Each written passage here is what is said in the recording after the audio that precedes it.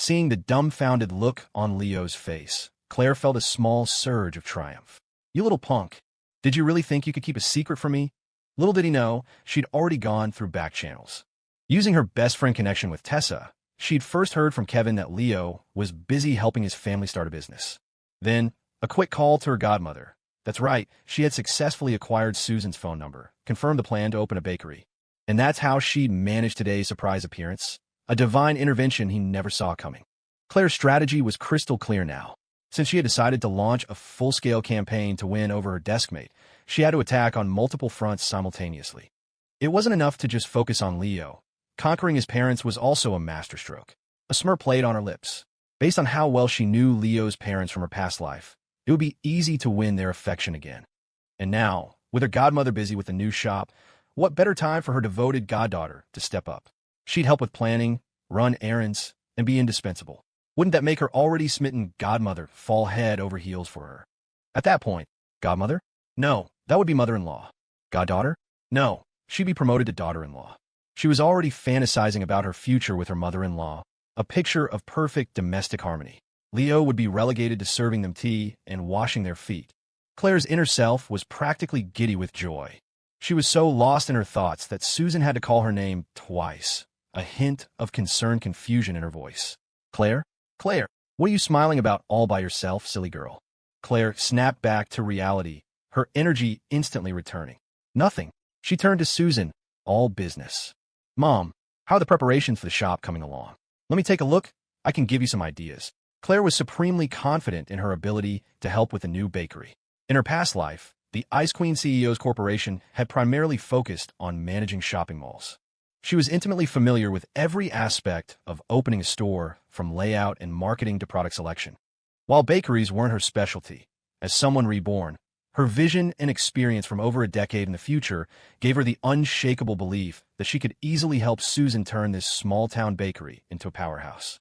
With her mind made up, Claire was full of ambition and ready to inspect the premises for any issues. However, as she began to look around the newly decorated shop, she discovered something that left her utterly stunned. This bakery, why is it so well designed? In her past life, Claire had seen her share of boutique bakeries and patisseries in her own malls. She had even personally inspected some of them with her subordinates. She had a deep impression of what a truly excellent bakery layout should look like. She had assumed that, given the limited experience in a small town where bakeries were just becoming a trend, and with Susan having no prior experience, the Sweet Return Bakery would be riddled with problems. But the scene before her was practically a textbook example of perfection. The shop wasn't huge, occupying 1.5 storefronts. The overall design wasn't cluttered or ornate, but clean, bright, and airy. Soft track lighting was strategically placed throughout, bathing the interior in a warm, yet stylish glow. Just inside the entrance, transparent display shelves lined both sides, showcasing their contents to passersby through the large glass windows. The shelves formed an L shape, extending deeper into the store. The prime real estate in the center was occupied by a long, massive island display. Both the shelves and the island were already adorned with exquisite, art-like brass display stands. Small, individual spotlights were positioned next to them, designed to illuminate the products. Once the various baked goods, cookies, and desserts were placed on them, Claire could already imagine how tempting and mouth-watering they would look under such lighting. She subconsciously compared the scene to the best boutique bakeries she had inspected in her past life. The conclusion was undeniable. The Sweet Return Bakery was in no way inferior in its design or layout. In fact, in some of the finer details, it was even superior. For a moment, she was so surprised her mouth fell slightly agape. She turned to Susan. "Mom," she said, her voice filled with disbelief. Did you design all this?" Susan laughed and waved her hand dismissively. "Me? I don't have that kind of talent. It was all Leo's idea. The decor, the brass stands, the spotlights." She said, "He made all the final decisions. The little rascal. I have no idea where he comes up with these crazy ideas." Though her tone was playfully scolding, it was laced with an undeniable pride. Claire froze, then turned to look at Leo, her disbelief even greater. "You came up with this?" Her inner self's mouth formed a perfect, cute little "oh, my deskmate can do this." Leo nodded grandly, the picture of calm confidence. "Yep, just threw a few things together." His tone was impossibly casual. In reality, his inner Q-version self was striking a heroic pose, hands on hips, bursting with pride. It's not every day you get to shock the school beauty. Your boy is on fire. Though he was gloating internally, Leo didn't forget to give his mom instructions. Mom, don't forget what I told you before. The way you display the bread, desserts, and cookies is also important. In the prime spots, you stack the signature items, the ones with the highest profit margins. Pile them high to create a strong visual impact. On the lower shelves, put the cheaper stuff, the things kids like. Little kids are short, so the first thing they'll see is the bottom shelf. And we'll do some marketing for the grand opening. Get some flyers and coupons printed. Hand them out on opening day. Every time a customer brings in a new customer, they can get an even bigger discount on their next coupon. Claire listened from the side, completely dumbfounded. The once omniscient, Ice Queen CEO of a publicly traded company felt her brain short-circuit. Isn't this basically the Groupon model? Who is the one who is actually reborn here? Inside the bakery, Leo was clearly getting into it. Pacing in front of the display shelves, he continued his lecture, words tumbling out in an excited rush. We should also set up a small tasting station by the entrance. Free samples. Put out the freshest, best-looking stuff to catch people's eyes. And the most fragrant items, too, so students and adults can smell it from 2 blocks away. Even the best wine needs good marketing. You have to do whatever it takes to draw people in. Once you get them to take that first free bite, if they like it, they'll naturally come in to look around and start spending. It's a lot more effective than just hanging a sign and waiting. Leo was animated, his eyes sparkling with enthusiasm. Susan Wallace looked a little lost, but Claire, the former CEO, understood the genius and subtlety in his words. Many of his concepts wouldn't be considered novel in a few years, let alone a decade. But here, in 2007, in a small town like Northwood, such a systematic and mature marketing plan was nothing short of revolutionary. It was astounding, some of the ideas he mentioned. As far as Claire could remember, they wouldn't appear for several years yet. This left her feeling both puzzled and amazed. Her gaze fixed on Leo, and she couldn't help but ask, how did you think of all this? Leo didn't even blink. His face was perfectly straight as he said, I dreamed it. Claire. A giant question mark materialized over her head. The answer sounded completely unreliable. But the more she thought about it, the only explanation was some kind of divine inspiration or a stroke of dumb luck. What other reason could there be? Unless Leo was reborn too. The thought flashed through her mind, and she almost laughed out loud. This wasn't a novel. What were the chances of 2 people being reborn in the same place? Still, watching him so confidently laying out his master plan stirred her competitive spirit. She had come here today ready to impress Susan with her own skills, but before she could even get started, Leo had stolen the show. The feeling was inexplicably irritating. Claire looked at Leo and arched an eyebrow. So you know all this, but can you actually bake? The question jolted Leo. A perfect setup. Someone was actively helping him show off. Of course. A few moments later, in the bakery's kitchen, Claire was speechless again. She watched as Leo moved with the practiced ease of a master baker, effortlessly moving from mixing ingredients to kneading and proofing the dough in one smooth, continuous motion. The girl standing beside him was completely stunned. Her eyes widened with a mix of novelty and disbelief. He really knows how. She thought, I read his diaries from our past life, and there was nothing about this. But as she watched, she started to feel an itch to try it herself. Let me have a go. The school beauty was volunteering. Leo shot her a surprised look, then grinned and handed her a few balls of proof dough. Okay, you can help me cut these into smaller pieces. He went back to his own work, busying himself with other steps. Claire took the dough, looked at the examples Leo had already cut, and picked up a small knife, mimicking his actions. The former CEO had been a master of the boardroom, but in the kitchen, her skill level was 0. It was practically the first time she'd held a knife properly, and her movements were clumsy. While cutting the dough, she couldn't help but steal glances at her deskmate. She watched him move among the baking tools and dough, his actions calm and confident. The profile of his face was handsome and refined, and his methodical work radiated a strangely comforting aura.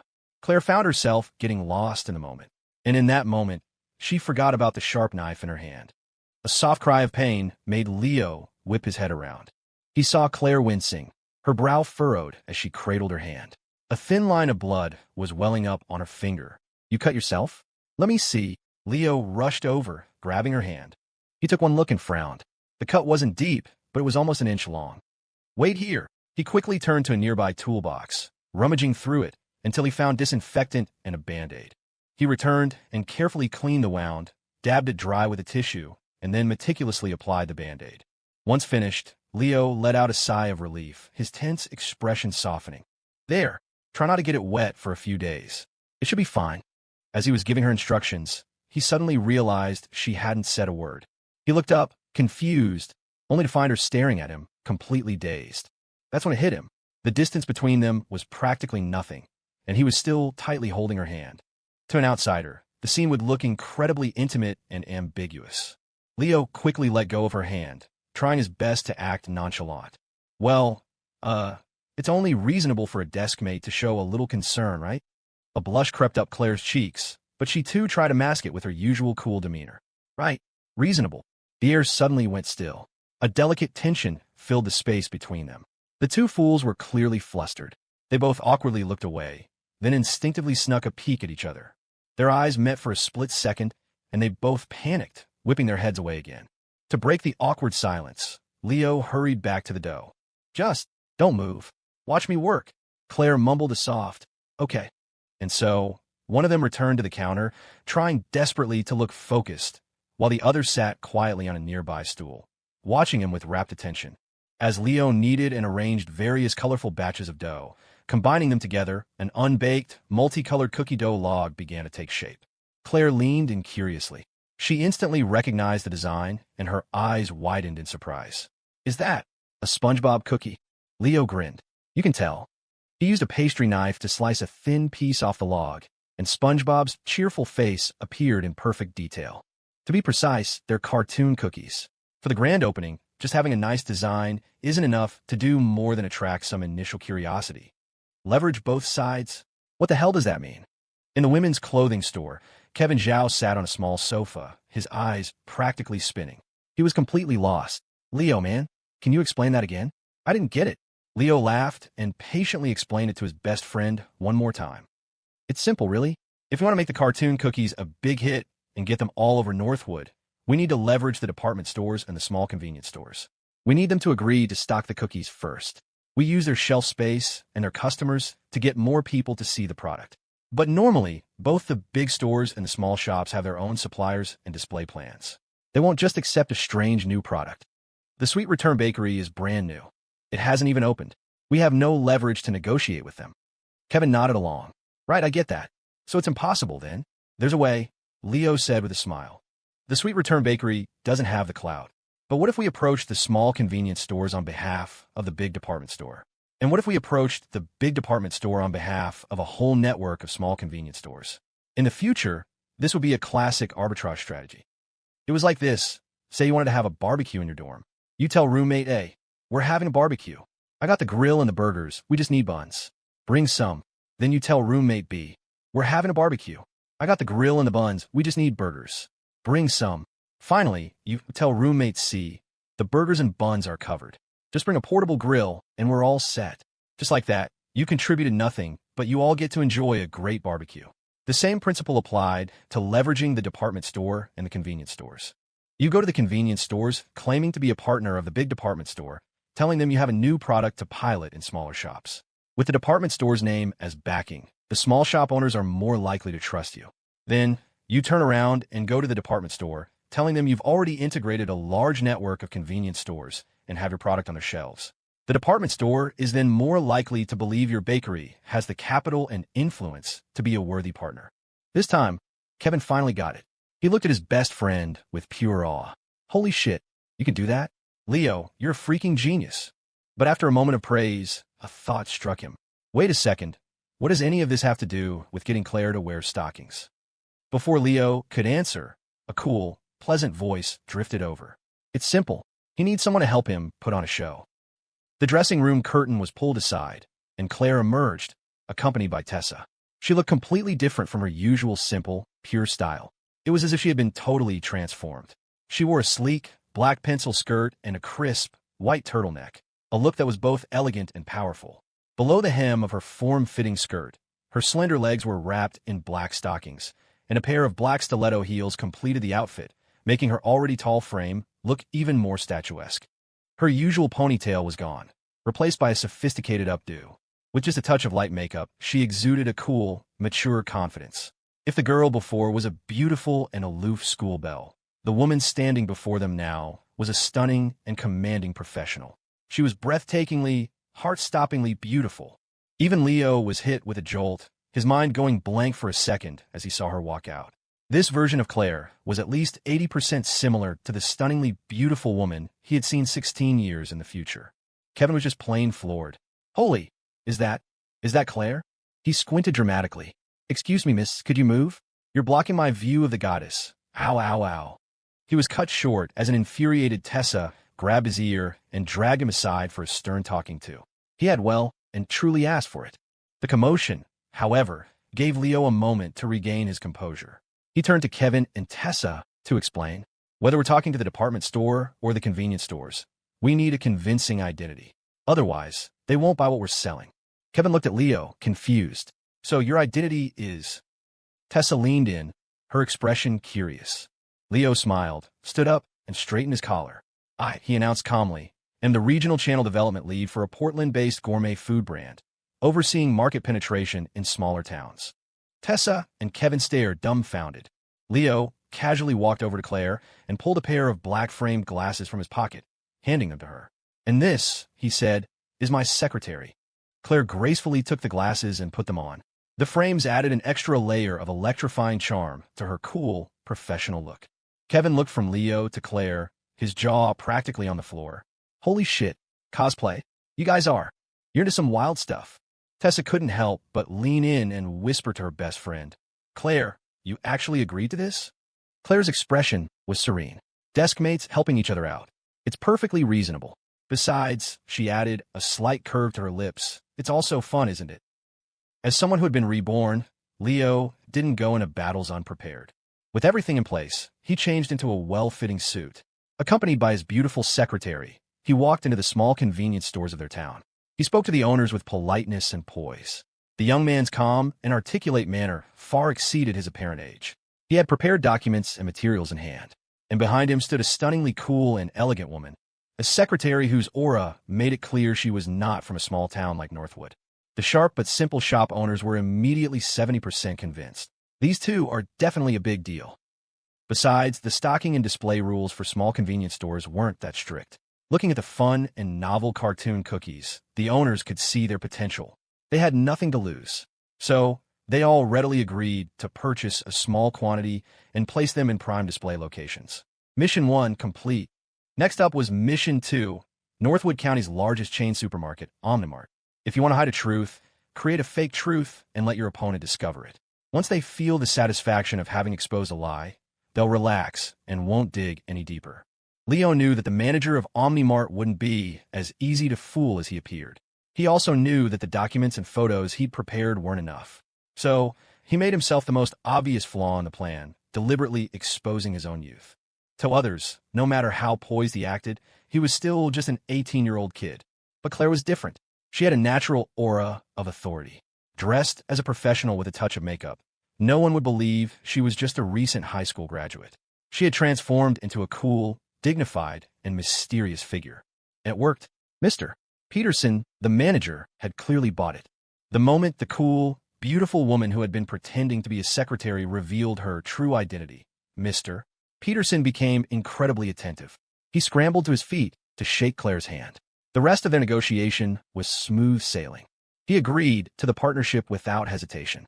It wasn't just that the woman before him had an intimidating aura that hinted at a powerful background. For Omnimart, a small project like this was no risk at all. Even if it was just to do a favor and network with a powerful person, it was a win. Throughout the entire meeting, Leo, the younger brother, just stood by and watched. He saw Claire smiling faintly, her bearing elegant and calm, as she chatted with the balding, middle-aged manager, subtly controlling the conversation. He couldn't help but marvel. Claire's presence is really something else. It's just innate. For a fleeting moment, he almost thought she had been reborn, too. With the deal sealed, Claire left behind a batch of sample cookies and stood up to leave. Mr. Peterson enthusiastically escorted them all the way to the store entrance, earnestly calling out, "Take care, Ms. Sterling." As he watched them leave, an employee came over. "Mr. Peterson, you just agreed? What if they're scammers?" A smirk played on the manager's lips. "Scammers or not, you think I can't tell? That Ms. Sterling's aura isn't something you can fake." Sitting across from her made my heart pound. You don't get that kind of presence unless you're used to addressing hundreds of people in meetings. Besides, I looked at those cartoon cookies. They're a good product. It'll be a nice addition to our bakery section. It's a no-lose deal, so even if it's just doing a favor, it's a bonus for us. The old hand had his own way of weighing risks and rewards.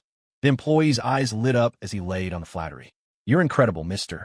Peterson. That kind of insight is amazing. The manager beamed. Of course. She was even testing me, putting that student in front while she observed from the side. Good thing I saw right through it.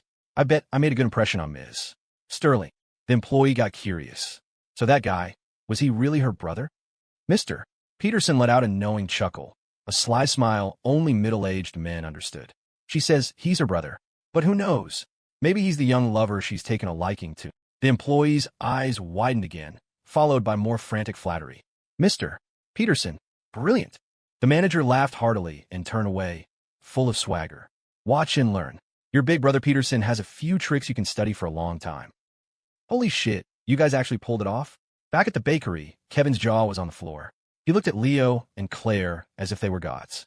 Leo, you and Claire are like a pair of world-class con artists. Tessa playfully smacked her boyfriend. What do you mean, con artists? Power couple sounds much better. As she said the last two words, she shot a meaningful, smiling glance at them. Claire's expression remained placid. It was nothing. It was Leo's idea. I just played along. Beside her, Leo was the picture of righteousness. Not at all. It was a team effort. My deskmate and I worked together perfectly. We split the credit 50-50. Kevin nodded sagely. I think Claire deserves more of the credit. I mean, that outfit. The stockings, the skirt, the heels. Who wouldn't be mesmerized? Total knockout. The next second, his girlfriend had him by the ear. Oh, really? So you're just staring at Claire's legs the whole time, were you? Kevin yelped in pain as he was dragged away by his ear. The bakery was suddenly quiet, with just Leo and Claire remaining. Kevin wasn't wrong. A huge part of their success was due to her. Leo looked at her and offered a sincere thank you. You worked hard today. Claire nodded, her expression unchanged, but the corners of her lips lifted slightly. So how are you going to thank me? Leo, ? Wow, she's gotten really good at that line. He scratched his head, resigned to his fate. How do you want me to thank you? Claire tilted her head as if thinking, then said casually, I haven't decided yet. You can owe me another favor. Leo, that makes 3 now. I haven't even fulfilled the first 2, and the debt is just piling up. At this rate, am I going to have to sell my body to pay it off? He grumbled internally. Just then, he noticed Claire frowning, looking uncomfortable from wearing the high heels for so long. She braced a hand against the wall, bent one leg slightly, and reached down to slip off one of her black stilettos. Her stocking-clad heel was smooth and shapely as she lifted it. 2 long, slender fingers hooked the back of the shoe and slid it off. Leo, that single glance sent his heart rate skyrocketing to 180. Is this something you can see without a premium subscription? He never would have imagined that Claire, dressed in her professional attire with stockings and heels, could be so devastatingly potent. Such a simple, casual movement had nearly made his heart stop. He quickly looked away, then stole another peek to make sure she hadn't noticed. He let out a silent sigh of relief. Phew, that was close. It wasn't just anything. It was because he remembered that awkward, charged moment in his bedroom. She had been bold enough then to look him in the eye and ask, want to try? If she had caught him staring just now, Leo had no doubt she would have coolly extended her leg and nonchalantly asked again, want to try? The mere thought of it sent a shiver down his spine. Holy crap, that's terrifying. What kind of decent person tests a friendship like that? 2 days later, the Sweet Return Bakery officially opened. The marketing and promotional efforts of the past few days paid off enormously. As soon as the cartoon cookies hit the shelves at convenience stores and Omnimart, they became an instant sensation among kids, parents, and students. They sold out in just 2 days. With demand far outstripping supply, the Sweet Return Baker name on the packaging became impossible to ignore. On opening day, the bakery already had a built-in fan base. Combined with its unique and stylish decor, simple yet elegant, it also attracted a flood of curious passersby. Customers poured in, their eyes immediately drawn to the perfectly arranged displays of bread and cakes. Bathed in the soft glow of the mini spotlights and presented on the exquisite brass stands, each loaf, pastry, and cake seemed to shimmer with an irresistible luster. The residents of the small town had never seen anything so sophisticated. It was a complete game changer. They went wild. A frantic buying spree ensued, leaving the 3 bakers Susan had hired and the 2 cashiers completely overwhelmed. But they were also thrilled, sweating and smiling as they worked tirelessly. Leo and Claire, the masterminds behind it all, stood to the side, watching the roaring success. For Claire, who had built and managed world-class shopping malls in her past life, a scene like this was normally no big deal. But in this life, in a small town like Northwood, watching him achieve such astonishing results with methods so far ahead of their time, she couldn't help but feel a tremor of shock and disbelief. Her gaze drifted to the boy beside her. A thought popped in her head that made her chuckle. The title of Reborn. It seems to fit my desk mate much better. Leo noticed her looking at him and assumed his genius had finally delivered the shock of the future he was aiming for. Feeling smug, he raised an eyebrow. So, are you thinking your desk mate is pretty amazing? He was fully expecting a compliment. Instead, she tilted her head, her tone as breezy as ever. Nope, I was just thinking a couple of days ago when I was taking off my heels, were you secretly watching? Thump! Leo lost his footing and tumbled right off the front step of the shop. That evening at the dinner table, Susan Wallace was excitedly telling her husband all about the bakery's incredible popularity and revenue. Robert Wallace listened, his jaw dropping. He couldn't believe it. After a lifetime of working for others in a factory, his wife's first brave venture in a business seemed poised to completely change their family's fortunes overnight. Susan's eyes danced with joy. At this rate, even if sales dip a little, as long as we stabilize, 1 month's income will be more than what I made in 3 or even 5 years at the factory. Not only can we renovate the house, but when Leo goes to Berkeley, we might even be able to save up for a down payment on an apartment for him. Listening to his wife's cheerful planning, Robert started dreaming of their bright future right alongside her. Only Leo seemed distracted. His mind kept replaying the scene at the bakery. When he'd pulled himself together and vehemently denied peeking, the girl beside him had just given him a cool glance and said nonchalantly, "So what if you were? Consider it a desk mate perk. Next time you want to look, just ask." She had paused, then casually lifted her leg a little, turning to him with an inquisitive look. "Want to look now?" His thoughts snapped back to the present. He looked up to see his parents staring at him, puzzled. "Leo, what are you spacing out for? Your eyes are shaking like there's an earthquake." His mother peered at him, her expression one of pure amazement. "Oh, you're doing the exact same thing as Claire's driver, mister. Show." That same night, Claire was lounging on the sofa in her living room, propped up by pillows. Her dark hair cascaded over her shoulders like a waterfall. She was wearing a floral print nightgown, her long, slender legs crossed comfortably on the coffee table. She thought about her conversation with Leo at the bakery, especially the dumbfounded, deer-in-the-headlights look on his face. The smile on her lips refused to fade. Then she thought about the words she'd used to tease him, and a flicker of interest sparked within her. Her gaze fell to her own legs. They were indeed breathtakingly long. She had elegant arches, delicate feet, and fair, soft toes. For the first time, she found herself studying a part of her own body with genuine curiosity. Do boys really like this? She pouted slightly. What a strange hobby. They're just feet. Why can't they stop themselves from sneaking a look? If he likes looking so much, next time I'll prop them right up on his face and let him look his fill. Claire giggled at her own mischievous idea, but then another thought made her frown. Or was it because she had been wearing heels and stockings? It seemed boys had a strange and specific aesthetic for that sort of thing. Maybe I should ask mister. Till next time, she muttered to herself, slightly perplexed. She didn't have many other male subjects to survey. Just then, the stoic, middle-aged veteran returned from his evening walk around the neighborhood. As he passed through the living room, he happened to overhear her quiet musing. The steady man was slightly surprised. His young employer, who was always so decisive and flawless in her dealings, was actually feeling confused about something. A moment later, a gratified smile appeared on his face. "Ms. Sterling is facing a dilemma, and the first person she thinks of is me, the driver who's been with her for years." I'm truly touched. A wave of responsibility washed over him. He puffed out his chest, ready to approach her with his most reassuring smile and offer his guidance. But in the next second, he heard another soft mumble from the sofa.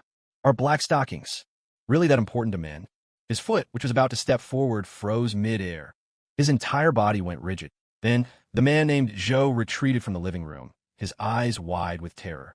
"That's a loaded question. I can't answer that." Time flowed by silently.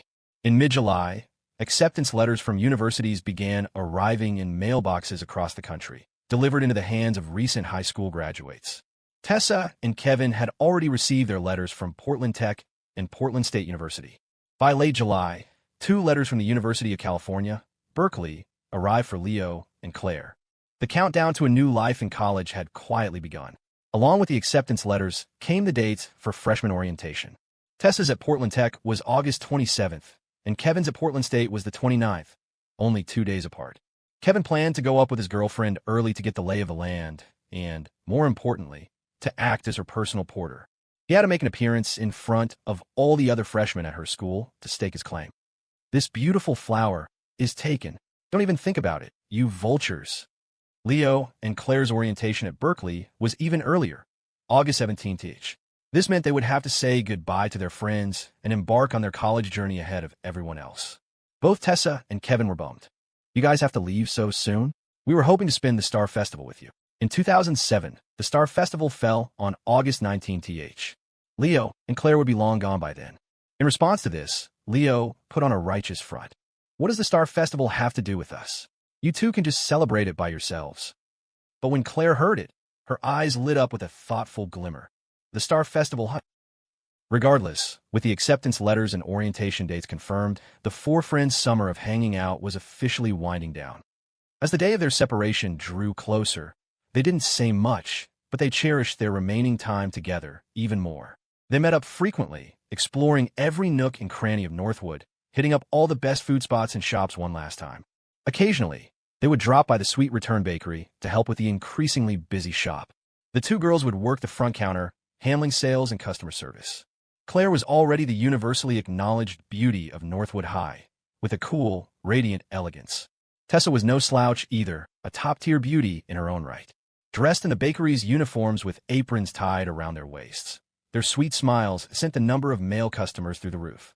Leo and Kevin, meanwhile, were relegated to manual labor in the kitchen, helping the bakers knead dough and bake until they were drenched in sweat. During their short breaks, they'd watch the girls charmingly greet customers at the front. Men of all ages, young and old, were completely captivated by their smiles, mindlessly buying enough bread and cookies to last until New Year's, casting reluctant glances back as they left. Kevin watched, indignant. Look at them. Men. He turned to Leo, his tone dead serious. Leo, man, you gotta be careful when you get to college. Keep a close eye on Claire. If some other dog steals her away, you'll be crying your eyes out. Leo took a sip of water, his expression perfectly calm. We just have a pure, platonic deskmate relationship. I have no idea what you're talking about. Kevin, right? Keep telling yourself that. Let's see how long you can keep it up. As he was thinking this, his eyes drifted over to Claire at the counter. A thought suddenly struck him, and his energy returned. He sidled up to Leo, whispering conspiratorially, Dude, have you noticed? Ever since Claire did that cosplay thing for you, she's been changing up her style, especially her socks. One day it's over the knee, the next it's slouch socks, then black stockings, then white ones. It's insane. You think she's doing it for you? Leo nearly choked on his water. He struggled to maintain his composure. I have no idea what you're talking about. It's just a coincidence. Though he said it calmly, his eyes instinctively flickered towards Claire. Standing behind the register in her uniform and apron, a section of her long, slender legs was visible below the hem of her skirt. Today, she was wearing a pair of brown leather loafers. Above the top of the shoes, a sliver of her fair, delicate ankle was visible, along with the lacy white edge of a sock. Leo, his pupils contracted violently. Siren. On the other side of the counter, Claire was chatting with Tessa, who had also noticed her friend's recent, frequent style changes and asked about it. Claire's reply was nonchalant. Oh, it's nothing. Just running an experiment. Controlling the variables. A question mark appeared over Tessa's head. An experiment? What kind of experiment? A controlled variable test on the attraction and lethality of different sock styles on my deskmate. On the surface, Claire remained perfectly serene, but her inner self was now a dedicated scientist in a white lab coat, staring intently at a long lineup of different women's socks. The former CEO of a provincial corporate giant, a queen of the business world, was defined by one word: rigor. Practice is the sole criterion for truth. She would meticulously find the most effective weapon, and then she would go in for the kill. By early August, the day of Leo and Claire's departure for Berkeley was fast approaching. A few days before they were set to leave, Kevin suggested one last hurrah, an overnight camping trip on Mount Jade. The other 3 readily agreed. On the day of the trip, they met at the designated spot. Leo and Kevin were loaded down with camping gear and tents. But the girls were also carrying large bags, looking just as weighed down as the boys. Leo and Kevin were baffled. They were carrying all the essentials. What else could the two of them possibly have? Tessa ticked off items on her fingers, dead serious. Snacks, wet wipes, disposable tablecloths, a ground mat, tissues, lipstick, face cream, makeup remover. A girl has a lot to prepare. Leo's expression soured. He glanced at Claire. You too. Claire looked serene. I have one more thing than Tessa. Leo was puzzled. One more thing. She shot him a breezy look, her lips parting to utter a single word. Socks. Leo. He managed a steady, oh, and calmly turn away. Out of everyone's line of sight, his pupils began to violently quake once more. Siren. Was it reasonable to bring socks on a camping trip? Of course. But it really depended on what kind of socks you brought. What kind of decent person brings those kind of socks camping? Leo's inner self roared, slamming its tiny fists on a table. Of course, he only dared to scream on the inside. Looking at Claire's back as she got into the car, he felt a helpless headache coming on. Lately, he felt like he was losing his ability to withstand her attacks. If this kept up, his unshakable focus was going to be a problem. More importantly, he knew she was doing this to provoke him, but he couldn't deny that he was a little curious. In fact, looking at the backpack she was carrying, only one thought circled endlessly in his mind. So what style of socks did she actually bring? After a bus ride, they arrived at the foot of Mount Jade. The four of them, loaded with bags and gear, started up the stone path. The town of Northwood was named for its location south of the mountain. The air was fresh and cool, the trees lush and green. A deep breath felt like an infusion of pure oxygen. Half an hour later, slightly winded and sweating, they reached their destination, a clearing in the woods halfway up the mountain. They dropped their bags, and Kevin immediately took charge. Leo and I will set up the tents. Tessa and Claire, go find some firewood. We'll get a fire going and start making food. The group split up. They had brought 2 tents, and Leo and Kevin each started assembling one. In his past life, after he started working, Leo had been on outdoor trips with colleagues and had camping experience, so setting up the tent was second nature to him. Kevin, on the other hand, initially boasted he didn't need the instructions. After a chaotic struggle, he made a mess of it. By the time Claire and Tessa returned with armfuls of dry branches, Leo's tent was already up. Kevin's was still a shapeless, collapsed heap on the ground. And you call yourself an outdoor expert? Tessa scoffed at her boyfriend before turning to praise Leo. Wow, Leo, you set that up so fast.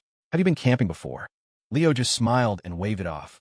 Nah, it was only later that He stopped mid-sentence, realizing his slip-up. Seeing the confused looks from the others, he thought fast and broke into song. What hurts the most was being so close. He delivered the impromptu Rascal Flatts lyric with heartfelt passion. The other 3 stared at him, bewildered. Leo kept a straight face. Oh, nothing. Just felt like singing. After finishing his tent, Leo went over to help Kevin with his. While they worked together, the girls had gathered plenty of firewood. Some of the thicker logs needed to be split with the small axe they'd brought. Tessa tried a few times, but either missed or didn't have the strength to split the wood. Kevin saw her struggling and gallantly offered, Tessa, leave it. I'll do it after I finish the tent. But then Claire's voice cut in. No need. I'll do it. She walked over, picked up the axe, and took a stance, her form textbook perfect. Taking a shallow breath, she narrowed her eyes, raised the axe, and brought it down with swift precision. Crack! The log split cleanly in 2. Kevin's eyes widened. Holy crap! Then came the second piece, the third, the fourth. Claire chopped wood with the grace of a flowing river, her movements crisp and efficient. In no time, she had split all the wood into smaller pieces, creating a neat pile. She wasn't even out of breath, as if she'd just completed the simplest of tasks. Kevin was stunned. Claire, you can do that. Leo, too, looked at her with a hint of surprise. Claire just smiled. In her past life, she was also an outdoor enthusiast, and a professional one at that. She had gone solo hiking and camping countless times. While she was clumsy with a knife in the kitchen, setting up tents and chopping firewood were child's play. Tessa looked at her best friend, incredulous. Claire, I never knew you could do this stuff. Claire shook her head naturally. I couldn't before. It was only later that She stopped, her body freezing as she realized she'd almost slipped up again. She immediately changed her tune, singing and having so much to say and watching you walk away. Leo, Kevin, and Tessa. Claire forced herself to remain calm. Oh, I just think that song is really good, too. Kevin and Tessa looked suspiciously from Claire to Leo. You two are really in sync. Leo and Claire glanced at each other, both feeling a pang of guilt. Ah, yeah, well, it's only reasonable for desk mates to be in sync, right? Meanwhile, their inner Q-version selves were both clutching their chests, sighing with relief. Phew, that was close. Almost exposed myself as being reborn. With the tents up and the wood chopped, it was time to eat. For convenience, they had prepared the ingredients in advance. Corn and sweet potatoes for roasting, a few packets of instant noodles, and some pre-made skewers from a shop. Leo built 2 simple fire pits with rocks, stuffed them with wood, and lit them. Kevin stood by, offering expert commentary. You know, using a friction drill to start the fire would be more authentic. A lighter just cheapens the experience. Leo shot him a sideways glance. Then you can eat experience later. We'll be having barbecue. On one fire, they set a small pot to boil the noodles. On the other, they placed a grill, laying out the skewers, brushing them with oil, and slowly turning them over the embers. Leo also tossed a few sweet potatoes and potatoes directly into the coals. In no time, the noodles were ready, and the skewers were cooked. They dished out the ramen into small bowls and grabbed a few skewers each. It might not have been as good as what you get in a restaurant, but out here it was delicious. The potatoes took a bit longer.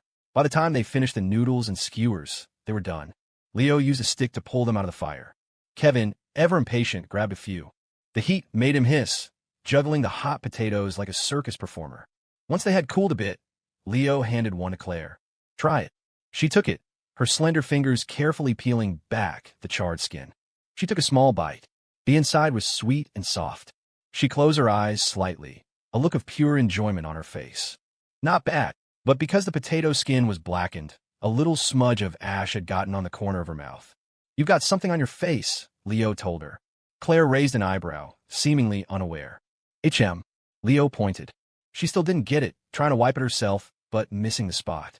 Finally, Leo gave up, grabbed a wet wipe, and reached over to gently clean the smudge from her mouth.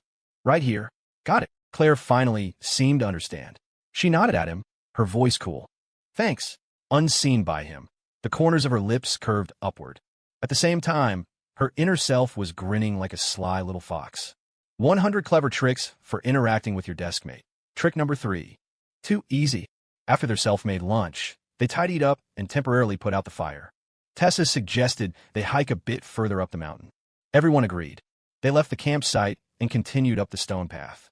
After a while, the stairs disappeared, and the trail became steep and slippery. Claire glanced at Leo. Without a word, she held out her small, fair hand. Having learned his lesson at Beacon Hill Park, Leo knew exactly what to do. He took her hand, and they continued their ascent together. Tessa, trailing behind, watched them with a touch of envy. She looked at her own boyfriend and said in a sweet voice, Kevin, the path is getting a little steep. Her boyfriend's response was full of confidence. No problem. I'm a beast at hiking. Watch this, honey. With that, he bounded up the trail, covering a huge distance in seconds. He then turned back and waved enthusiastically. Come on, honey. Don't fall behind. Tessa.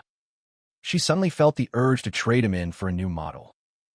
Mount Jade wasn't particularly high. It only took them about 20 minutes to get from the halfway point to the summit. But looking out from the top still filled them with a sense of awe. In the distance lay the whole of Northwood, the hometown that had raised them for 18 years. At the summit, Kevin took a deep breath and let out a triumphant shout that echoed through the hills. Tessa followed suit, cupping her hand around her mouth and yelling just as loudly. Afterward, she felt her spirits soar. Leo watched them, smiling, a similar sense of nostalgia washing over him. But when his gaze fell upon Claire, he noticed she was staring off into the distance, lost in thought. Soon, they started back down. The mood was light, full of laughter, but Leo noticed Claire seemed distracted, her mind elsewhere. Every so often, she would glance back toward the summit. By the time they returned to the campsite, dusk was falling. They rekindled the campfire and started preparing dinner. More noodles, skewers, potatoes, and beer. The food wasn't fancy, but the atmosphere was cheerful and full. Later, Kevin somehow produced a bottle of cheap vodka.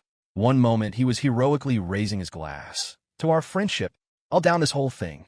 And the next he was passed out on Tessa's lap, mumbling incoherently.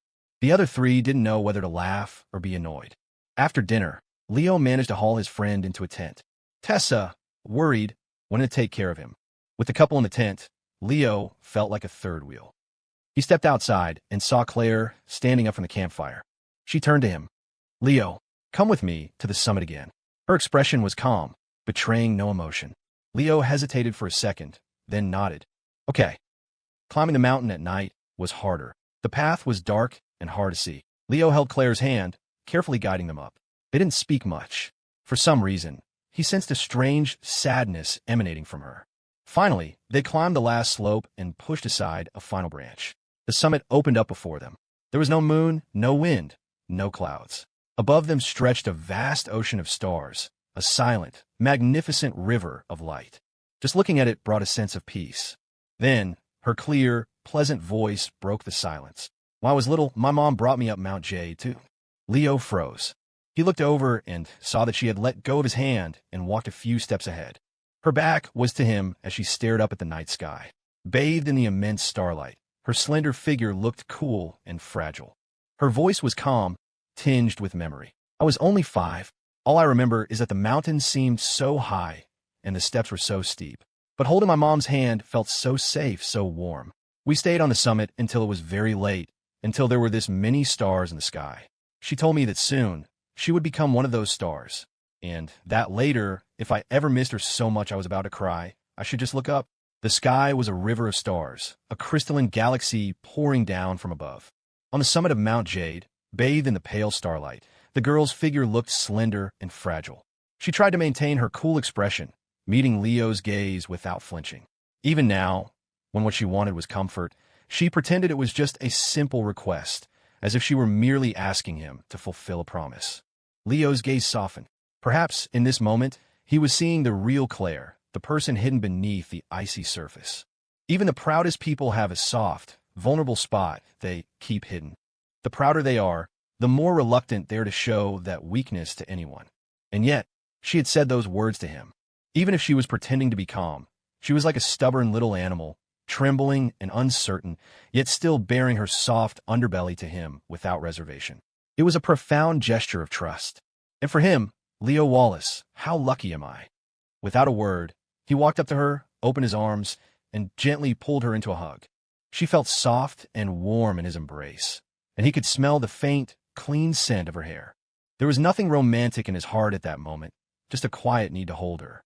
Claire's slender body stiffened at the warmth of his hug, then slowly relaxed. She wrapped her own arms around his back, pulling him a little tighter, as if trying to absorb all the warmth radiating from him. Under the brilliant starlight, the boy and girl stood in a quiet embrace. The stars, hundreds of thousands of light years away, seemed to bear witness to this sacred moment. It was a scene reminiscent of their time on the roof of the admin building, not romantic but warm and timeless. Time itself seemed to stop, freezing their embrace into an eternal memory. After a long while, Leo felt her body relax completely, her mood seeming to stabilize. He looked up at the stars and suddenly said, "I'm a wicked good star counter. Next time, I'll help you find her." Was he joking? Hell no. His 3 years of training at the school observatory weren't for nothing. One night, one person, one breath, he counted 382 stars in a row. Codename 1-1-1-382. Street name, the Star Emperor. His words made Claire let out a soft laugh. But after laughing, she hugged him even tighter, burying her face in his shoulder. "Thank you," she whispered. It was a simple phrase, but it carried a gentle, melodic weight that could make a person's heart flutter. Leo smiled. "You're welcome." Feeling that her mood had improved, he started to loosen his arms. But as he tried to pull away, he felt her grip tighten. "Leo, I still have 2 favors left, right?" Leo paused, then nodded gently. "Yeah. Then I'm using another one." "Okay. My second condition is that you promise me 3 more conditions." "Okay. Wait, what?" Without another moment's hesitation, he let go of her. "Woman, thy name is Greed." The next day, on the bus ride home from Mount Jade, Kevin was clutching his head, groaning. "Ugh, I feel awful, so awful." Tessa, sitting next to him, shot him a look. "Serves you right for showing off. You regret it now, don't you?" "I swear," he moaned, "I'm never drinking cheap vodka again." He opened the window for some fresh air and slumped in his seat. After a few minutes, he recovered enough to lean conspiratorially toward Leo. "Dude, I heard you and Claire went back up to the summit last night. So, did you make your move?" Leo just looked at his friend. All this kid thinks about is making a move. He should change his name to Kevin Make a Move Zhao. "We just want to look at the stars." Kevin's eyes widened. "Whoa, that's so romantic. Confessing under the stars. That's like the perfect setup."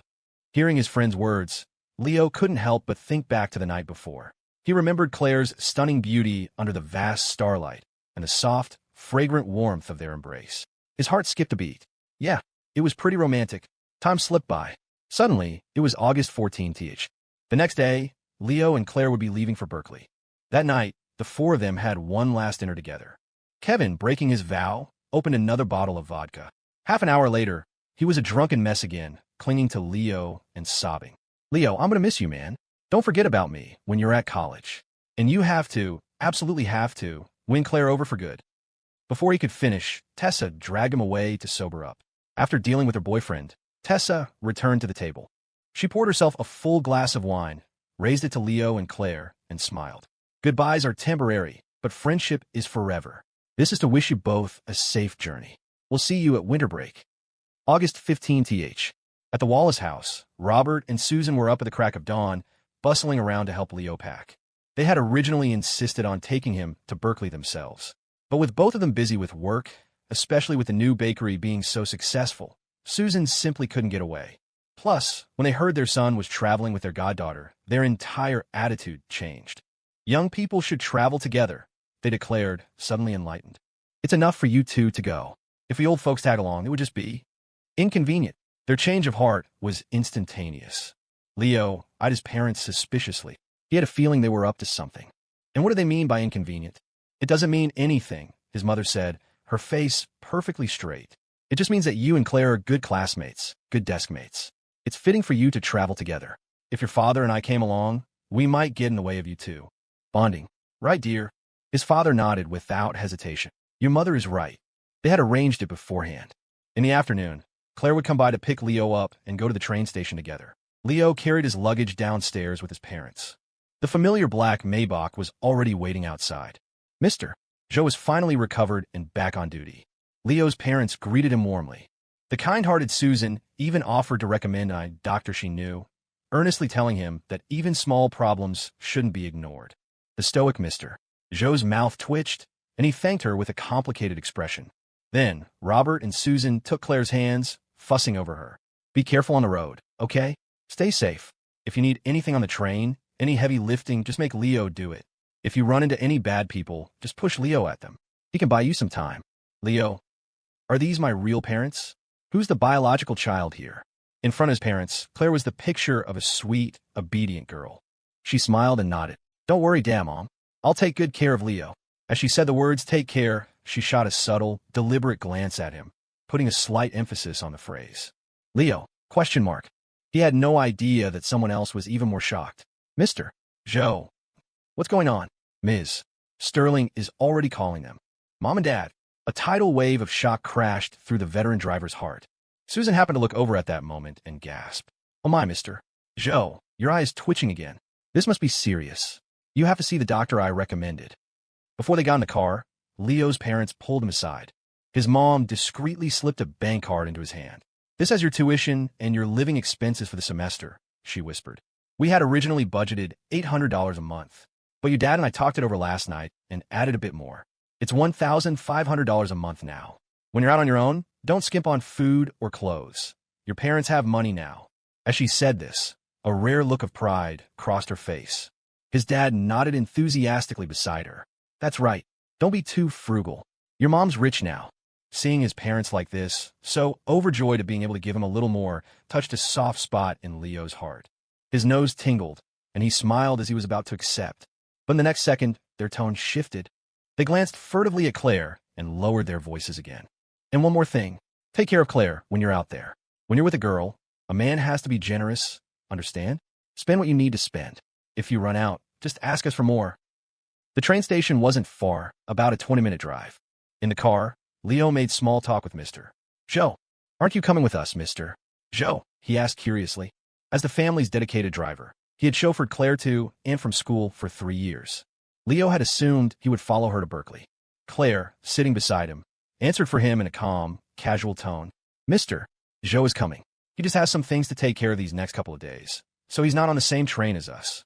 In the driver's seat, Mr. Joe's hands tightened on the steering wheel. He nodded stiffly. That's right. I have some business to attend to. The middle-aged veteran sighed internally. Working for Ms. Sterling is really improving my ability to lie with a straight face. They soon arrived at the station. Leo and Claire got out and retrieved their luggage from the trunk. Leo was traveling light. From experience, he knew it was easier to buy most things at the campus store. In contrast, the luggage mister Joe helped pull from the trunk for Claire was a mountain of bags. Clothes, makeup, shoes, books, and my own sheets, pillowcases, and the stuffed animal I always sleep with, Claire listed off with practiced ease. Girls really did bring a lot when they traveled. Mister Joe smiled and explained, Ms. Sterling is a light sleeper and has trouble with unfamiliar beds, so she brings all this with her. As he said this, he felt a wave of sentimentality. As the family driver, he and the housekeeper, Mrs. Fong, were the two people closest to Claire. He had watched her grow up into this outstanding young woman, and now she was going to college. It filled him with the pride of a father watching his daughter come of age. Leo nodded in understanding. He noticed another small package and picked it up. It was very light. Are these the sheets or pillowcases? Mister Joe looked over, curious. He remembered packing those in another bag. Claire glanced at the package, her reply succinct. That's just some stockings. The air went still. Leo calmly put the package back down. Oh, I see. Mister Joe nodded gravely, his response nonsensical. It's always good to have some on hand. The two men, one young and one old, silently turned away from each other, their pupils quaking in perfect, synchronized terror. After saying goodbye to Mr. Joe, Leo, and Claire boarded the train. In 2007, high-speed rail hadn't been built yet. The trip from Northwood to their destination would be an overnight journey of more than 10 hours. They had booked sleeper berths. Hauling their luggage through the narrow corridor, they found their compartment. It had 2 sets of bunk beds, meaning they would be sharing with 2 other passengers. After stowing their luggage, Leo told Claire he was going to the restroom. When he came back, he saw her buying water from a snack cart just outside their compartment. She turned and saw him. The other 2 passengers in our compartment are here, she said. They're a couple too. Leo's head snapped up, his eyes wide. Claire's expression was perfectly innocent. What 2? Did I say 2? You must have misheard me. When they got back to their compartment, they found that a couple had indeed moved in. They looked to be in their early 20s, fresh out of college, and just starting their careers. The guy wore glasses and had a calm, scholarly air about him. The girl was fair-skinned with striking features, chatting and laughing with him, her personality clearly open and extroverted. The compartment had 2 sets of bunk beds, one on each side, and was co-ed. Leo and Claire were on the left, against the wall, while the new couple took the bunks on the right. Right now, they were sitting side by side on the bottom bunk, talking quietly. When they saw Claire enter, followed by Guy, they immediately stood up and offered a warm, polite greeting. Leo and the guy introduced themselves. The man's name was Brandon, and the woman was Michelle. They were both working at the same internet company. Not only were they a couple, but Brandon was also technically Michelle's junior manager. After the introductions, everyone sat back down on their respective beds. When Brandon heard that Leo and Claire had both gotten into Berkeley and were traveling together for freshman registration, his eyes widened in amazement. Berkeley, huh? That's on par with Harvard and Yale. Incredible. Michelle's gaze, meanwhile, danced between Leo and Claire with a spark of playful curiosity. So what's the deal with you two? Before Leo could say anything, Claire, sitting beside him, answered with a faint smile. We were classmates in high school. Desk mates, actually. Brandon looked surprised. What a coincidence. Michelle and I were high school classmates, too. We were desk mates for all 3 years. That surprised Leo. Wow, that really is a coincidence. Claire looked at Brandon. And now you two are? Brandon grinned. A couple, of course.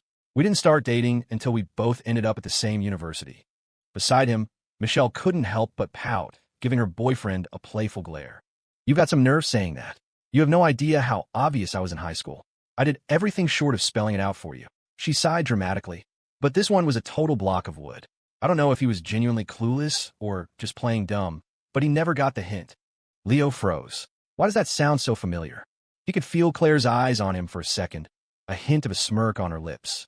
She turned her gaze back to the couple, feigning curiosity. Really? Can you give us an example? That one question was all it took to ignite Michelle's passion for storytelling. Of course. There are so many, she exclaimed. I was always asking him to eat out after school. I held his hand. I even invented reasons to accidentally run into him so we could go shopping together. Pretty straightforward, right? But this genius just thought it was all perfectly normal because we were desk mates. She threw her hands up in mock exasperation. Claire, Leo, you be the judge. Wasn't your big brother Brandon a total idiot? The corners of Claire's mouth were twitching, on the verge of a full-blown smile. But she managed to keep her expression neutral. She said, her voice light. He does sound pretty dense. What do you think, Leo? Leo felt a bead of sweat trickle down his back. Sweating bullets. JPG. Brandon just laughed and waved his hand dismissively. Don't make fun of me. It wasn't that I didn't understand. It's just, Michelle was the most popular girl in our class. I couldn't believe she'd be into a regular guy like me. It was flattering, but I wasn't confident, and I wasn't sure if she was serious. So I hesitated. He looked at Michelle fondly.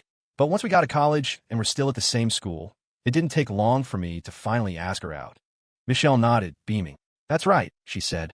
So, you see, even though we started as desk mates, things developed, and we ended up a couple. She gave Leo and Claire a mischievous look, winking. You never know what the future holds, right? Later, as dinner time approached, Brandon and Michelle had takeout delivered to the compartment by a train attendant. Leo and Claire, however, decided to get up and head to the dining car. As soon as they stepped out of the compartment, Leo let out a massive sigh of relief. That conversation had him sweating. Why did it feel so much like looking in a mirror?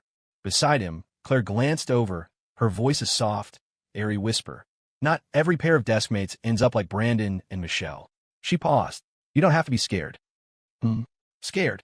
Leo's pride flared. Who's scared? I'm not scared. What a joke.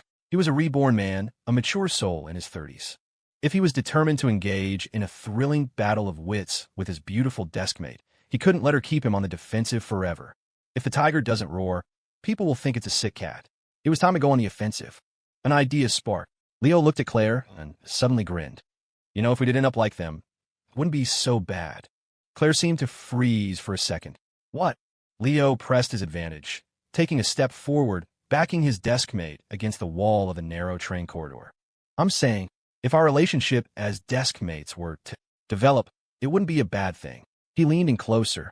After all, I'm not the one at a disadvantage here, right? With that, he went for the kill, planting his hand on the wall next to her head in what he hoped was a cool, commanding move. Caught off guard by his sudden boldness, a blush instantly bloomed across Claire's cheeks. Leo, you... Huh, how do you like that? See? Even you get nervous sometimes.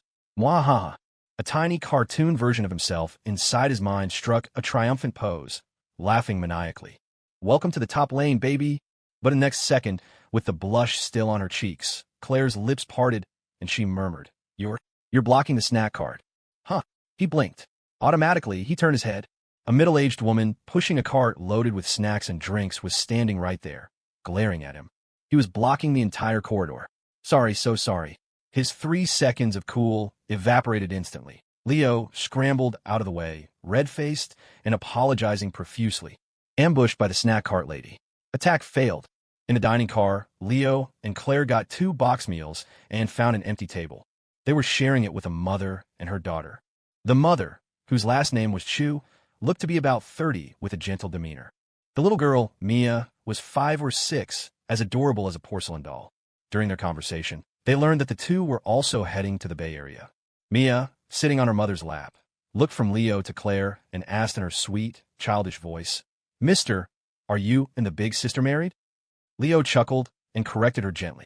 No, we're just classmates. Claire was pulled from a light sleep by a rustling sound coming from the neighboring bunk. She always slept shallowly on trains, so she woke up a little earlier than Leo on the bunk below her. And because of that, she heard more specific details of the commotion. It was a series of soft, furtive sounds.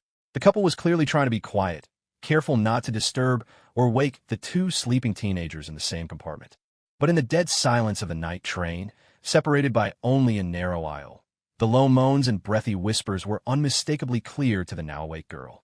Claire felt a hot flush rush to her face. In the darkness, her cheeks burned a deep crimson.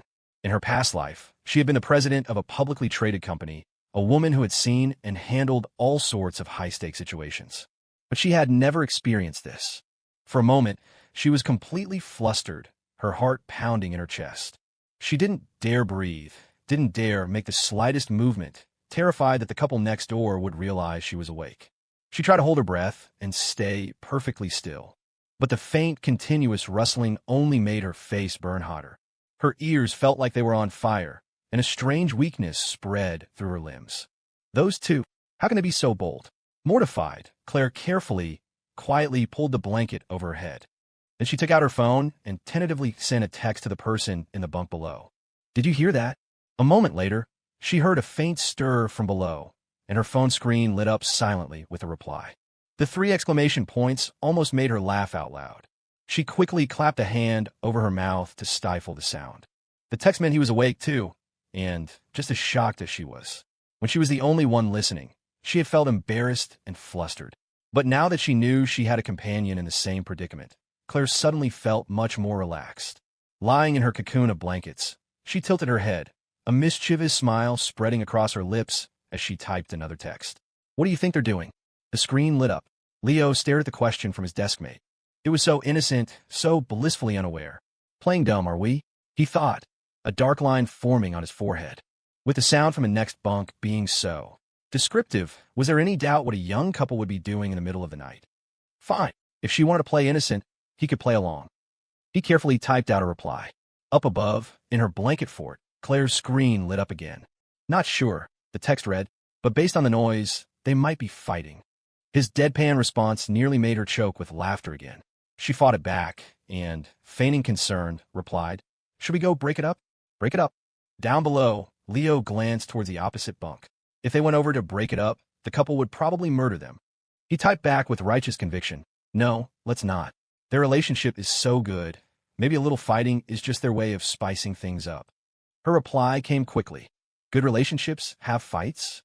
Of course. In the top bunk, Claire looked at the sanctimonious text on her screen. Her lips curved into a sly smile, her eyes glinting. She typed one more message. "Our relationship is good, too. Do you think we'll ever fight like that?" When Leo saw that text, his hand trembled, nearly dropping his phone. Holy shit, what did she just say? He was stunned, but then he came to his senses. This was her again, teasing him. He couldn't let that stand. He was a reborn man, a veteran of their little war of wits. There was no backing down now. A smirk formed on his lips as his mind raced. He quickly hammered out a reply. "If you want to fight, then let's fight. But I'm warning you, I have extensive combat experience and off-the-charts power. If we really fight, someone might just find themselves surrendering unconditionally at the first exchange." Message sent. The tiny cartoon Leo in his mind, now clad in full armor on horseback, looked bold and magnificent. "Bring it on. Let's battle." The reply came back. That confident? Without hesitation, Leo shot back. "Absolutely. Want to test that?" "Anytime." Then, silence from the top bunk.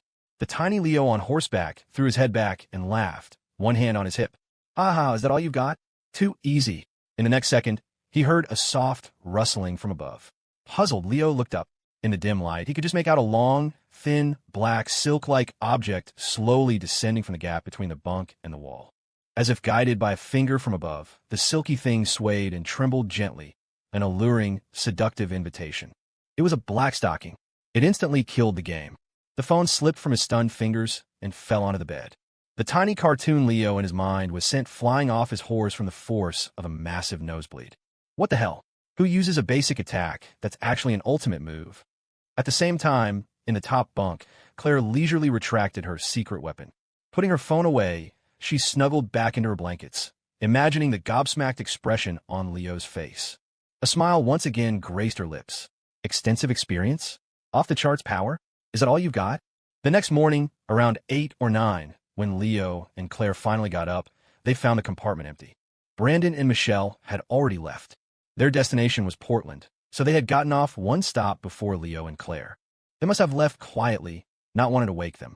Before they left, however, the couple had left a note with their contact information, warmly inviting them to call if they were ever in Portland so they could get together and show them around. Looking at the note, Claire smiled faintly.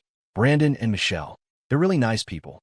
Leo glanced at the now empty bunk across the aisle, a corner of his mouth twitching. In 2007, security on trains wasn't as tight as it would become. A case in point was the young man with shifty, triangular eyes named Gavin John. He had a record of multiple burglaries and robberies and was on the run after his latest crime. He'd managed to sneak past security at the station and get on the train, planning to lie low in some small town out of state. But that morning, a routine ticket check by a train attendant flagged him. Several railway police officers were immediately on their way. Seeing that he was cornered, Gavin bolted. He sprinted through several cars, passengers in the aisle scrambling out of his way. Just as he was about to keep running, a little girl appeared in the corridor ahead. The sound of the pursuing officer's footsteps grew louder, their shouts closer.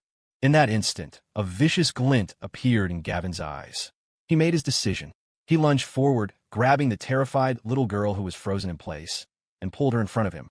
At the same time, he brandished a steak knife he'd just swiped from a cart. Gavin spun around to face the officers. "Don't come any closer," he snarled. "One more step, and I'll hurt the girl." It was only then that Mia, held hostage by the criminal, burst into tears. "Mommy!" Further down the aisle, a gentle-looking young woman came stumbling forward, her face a mask of terror. Seeing her daughter held at knife point, she let out a heart-wrenching cry. "Mia!" The officers had arrived, but seeing the situation, they skidded to a halt, not daring to move forward. "Gavin, calm down. Don't do anything crazy. Let the girl go. We can talk about this." Gavin's face was contorted with rage. He tightened his grip on the little girl. "Talk. There's nothing to talk about. Everyone back off. Get away from me. I want you to stop this train and open the doors now. I'll let her go when I'm safe. Otherwise, don't blame me for what happens." Mia was still wailing. "Mommy, help me. I'm scared." Hearing her daughter's cries, the young woman's heart shattered. Her legs gave out, and she nearly collapsed. "Mia, let her go. I'll give you money. Take me as a hostage instead." The little girl's cries grew louder, grating on Gavin's already frayed nerves. His anger flared, and he yanked Mia's hair back sharply. "Shut up. You cry again, and I'll kill you." The pain made Mia scream even louder. Her mother let out another despairing cry and nearly fainted. The officers watched, horrified and enraged. "Stop!" one of them yelled. The other passengers were frozen in shock. It was supposed to be a peaceful summer morning on the train. Now, the air was thick with the brutal stench of violence, a terrifying chill spreading through the car. It made everyone's skin crawl, a cold dread creeping up their spines. The thought of such an adorable, doll-like little girl dying at the hands of this monster. An unspeakable fear bloomed in the hearts of everyone present. But all they could do was pray. Pray that the little girl would stop crying. If she further provoked this clearly unstable criminal, the consequences would be unthinkable. The standoff in the train corridor seemed to reach a stalemate. The air was so thick with tension it was hard to breathe, and everyone's nerves were stretched to the breaking point. Mia's crying had subsided to a weak whimper. Many of the passengers and the officers facing down the criminal let out a small, collective sigh of relief. The most important thing was not to push him over the edge. At the same time, an older officer began speaking slowly, his tone placating. "Gavin, don't panic. We can work this out. Stopping the train isn't realistic, but you can wait until the next station. We'll let you go, as long as you release the girl." While he negotiated, trying to distract Gavin, the old officer's eyes subtly flickered towards the space behind him. At the other end of the corridor, two younger officers were cautiously, slowly advancing on their target. If they could close the distance before he noticed, they could tackle the fugitive and rescue the hostage. For a moment, it seemed to be working. Gavin wasn't paying attention. "I don't care," he snarled. "Stop giving me the runaround. Stop the train now." Behind him, the two officers got closer. 15 meters. 10. But just then, whether by chance or a sudden flicker of suspicion, Gavin whipped his head around. He immediately spotted the two officers sneaking up on him. In an instant, the color drained from everyone's faces. "It's over." Gavin's expression turned demonic. "Trying to trick me? I'll show you some blood first." As he spoke, he grabbed the front of Mia's collar and raised a steak knife high. The little girl's cries escalated into a terrified shriek. "Mommy!" In that critical moment, a figure burst out from the side of the corridor, slamming with full force into Gavin. It was a split-second, life-or-death decision. Leo had been standing near the door of his compartment, not far from the criminal and Mia. He had seen everything unfold. The man had a weapon. He had a hostage. It was too risky to make a rash move. But there was no more time to wait. The moment he saw the knife go up, Leo knew it was his only and final chance. He didn't think about his own safety. Just like in his past life at that rain-slicked intersection, when he had shoved Claire out of the way without a second thought, this was pure instinct. His mind hadn't even processed the consequences before his body shot forward like an arrow. In a flash, he crashed into the criminal.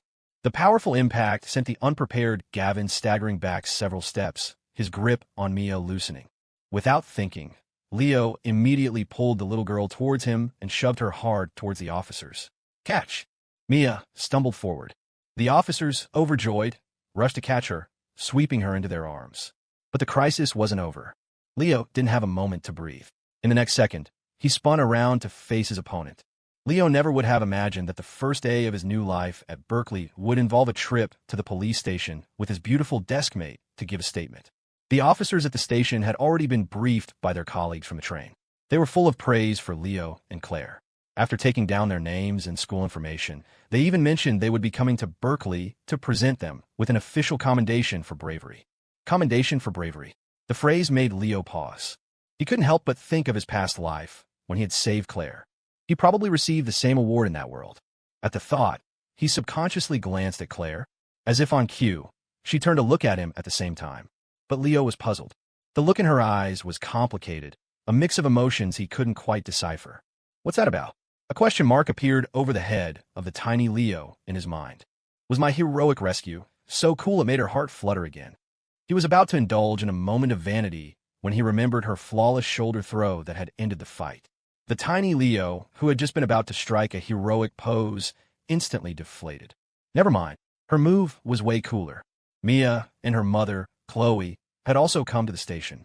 After they finished their statements, Chloe Chu, that was her full name, thanked Leo and Claire profusely once again. She brought Mia over and sincerely invited them to her home so she could properly express her gratitude. It was only after Leo and Claire politely declined, explaining they had to get to campus for registration, that the beautiful, gentle woman reluctantly gave up. But she insisted on getting their contact information and gave them her business card, making them promise to let her treat them at dinner sometime soon. By the time they left the police station, it was already afternoon. Lugging their bags on the subway would be a pain, so Leo made the decision to just grab a cab. Berkeley was located in the university town of Song River, in the southwestern part of the city. From the police station near the train station, it was about a 40-minute drive. Sitting in the back of the air-conditioned taxi, feeling the cool air on his skin, Leo finally started to relax. Thinking back on the harrowing incident on the train, his heart still pounded. At that moment, if it hadn't been for Claire's sudden, stunning shoulder throw that had caught everyone by surprise, he would have had to face the armed criminal head-on. Who knows how dangerous that would have been? He turned to look at Claire, who had been unusually quiet since they got off the train. She's probably shaken up, he guessed.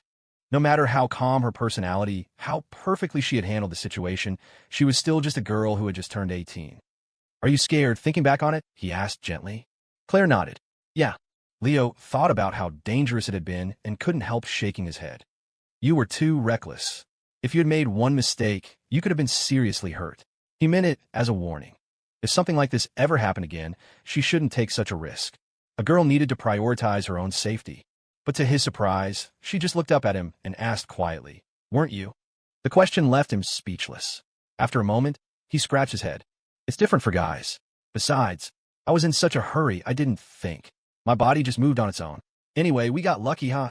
Hearing his cheerful laugh, seeing the carefree way he acted, Claire bit her lip gently. She didn't say anything. She didn't tell him that her fear wasn't for herself. It was the fear of what might have happened to him if she hadn't managed to subdue the criminal. The fear of what would have happened if Leo had been the one to face that knife, unarmed. Yes, they had been really lucky. But in that moment, Claire couldn't stop her mind from replaying that scene from her past life at that rain-drenched intersection. In my last life, we weren't so lucky. She turned her head away, her eyelashes lowered, hiding her expression. In a voice so soft, even he couldn't hear, she whispered, "You're always like this." The taxi arrived at its destination, stopping at the east gate of the University of California, Berkeley. Today was August 16th. Freshman move-in was tomorrow. Leo and Claire got their luggage from the trunk and found a small motel near the campus gate, planning to get 2 rooms for the night. But the owner at the front desk just glanced at them and said flatly, "Only got 1 room left." Leo? He turned to look at Claire. Her expression was calm and unruffled. She simply took out her ID and placed it on the counter. "We'll take it." Thankfully, it was a room with 2 beds. After checking in, they dropped their bags in the room and found a nearby noodle shop for a late lunch. As they ate, they noticed students at the surrounding tables kept stealing glances their way, their eyes filled with awe at Claire's ethereal beauty. In the afternoon, they went to a supermarket to buy some daily necessities, then stood in a long line at a telecom store to get local SIM cards. By the time they finished their errands, it was already evening. After another quick dinner, Leo suggested they take a walk around campus. Claire, however, said she wanted to go back to the motel and freshen up first. Leo waited in the motel lobby bored. After a while, he heard footsteps. Claire emerged, freshly showered. She had changed into a simple white sundress with a delicate floral pattern, her waterfall of black hair cascading over her shoulders. She seemed to be enveloped in a faint, misty aura from her shower, which only enhanced her otherworldly, heart-stopping beauty. Leo stared, momentarily stunned. It wasn't until she looked at him, one eyebrow raised in a half-smile, and said, "Well," that he snapped out of it. He cleared his throat to hide his embarrassment. "Let's go. Time for a tour." In the evening, the Berkeley campus was bathed in the golden glow of the sunset, casting a soft, brilliant light over everything. The sunset painted the sky in brilliant hues. The wide, tree-lined avenue leading from Berkeley's East Gate was bustling with students coming and going. But in that one moment, because of a simple, small gesture from the girl, the world seemed to freeze. It was as if the flowing river of students had suddenly stopped. The murmur of conversation choked into an abrupt, dead silence. Nearly every Berkeley student who saw it happen stood stunned, unable to believe their own eyes. "Wait, dude. Holy shit. They're holding hands." And it was the girl, the impossibly beautiful, coolly elegant one, who took the guy's hand first. A level 8 tsunami crashed through the minds of every bystander. They had assumed the guy walking beside her was, at most, a classmate or a friend. But now, it looked like this perfect flower was already spoken for. Leo was just as baffled. He looked down at his hand, now held by Claire, a giant question mark floating over his head. What was happening? Did she not even give a heads up before holding his hand now? He needed some kind of explanation, something to make this feel even slightly reasonable. As if sensing his thoughts, Claire raised an eyebrow, her expression as calm as ever. "A lot of people are looking at me," she said nonchalantly. "The way they're staring is weird. I don't like it. Using you as a shield isn't too much to ask, is it?" Leo blinked and looked around. Sure enough, plenty of people on the avenue were staring directly at them. He immediately understood. Oh, that actually made sense. Back in high school, she had been relentlessly pursued by a swarm of admirers, and it had been a huge nuisance for her. Now, arriving at college, she was inevitably facing the same situation. She needed a shield, a way to make some people back off and give her some peace. The logic was sound. As he noticed the unabashed stares fixed on Claire, Leo felt a strange flicker of annoyance.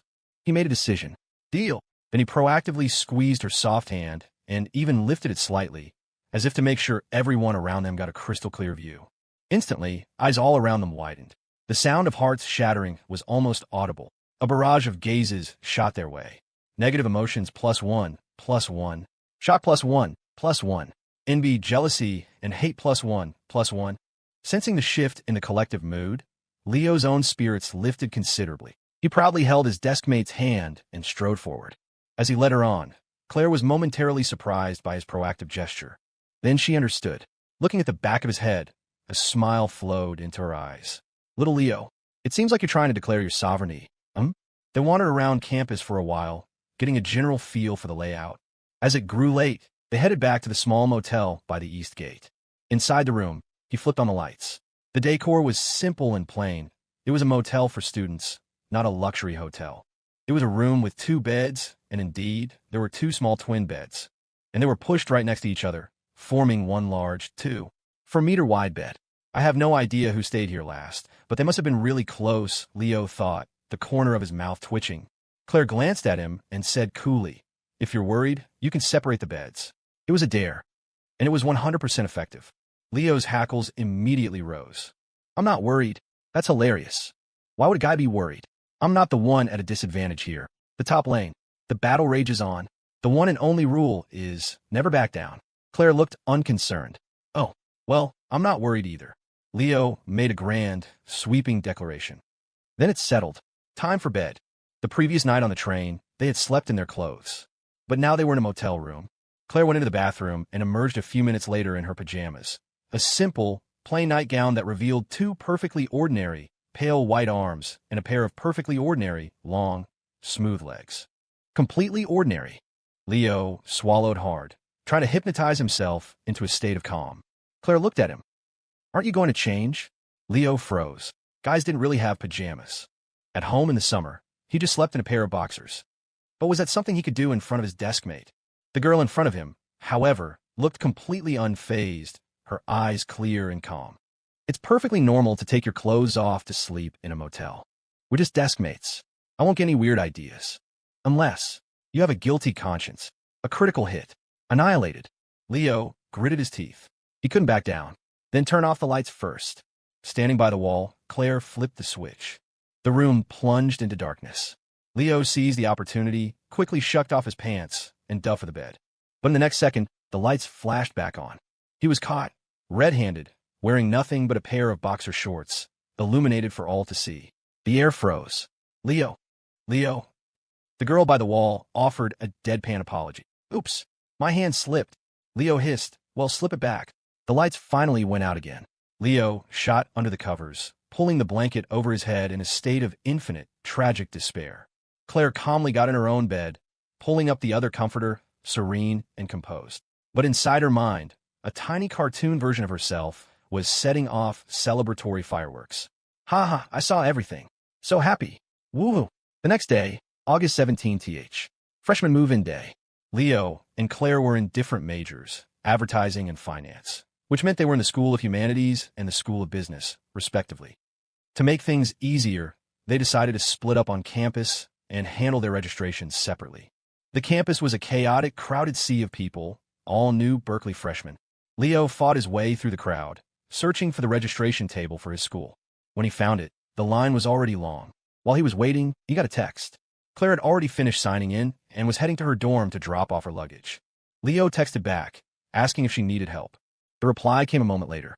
At the School of Humanities registration table, after a long wait, it was finally Leo's turn. A few sophomores from his student council were helping with check-in. When Leo walked up, the girls looked up, and their eyes visibly brightened.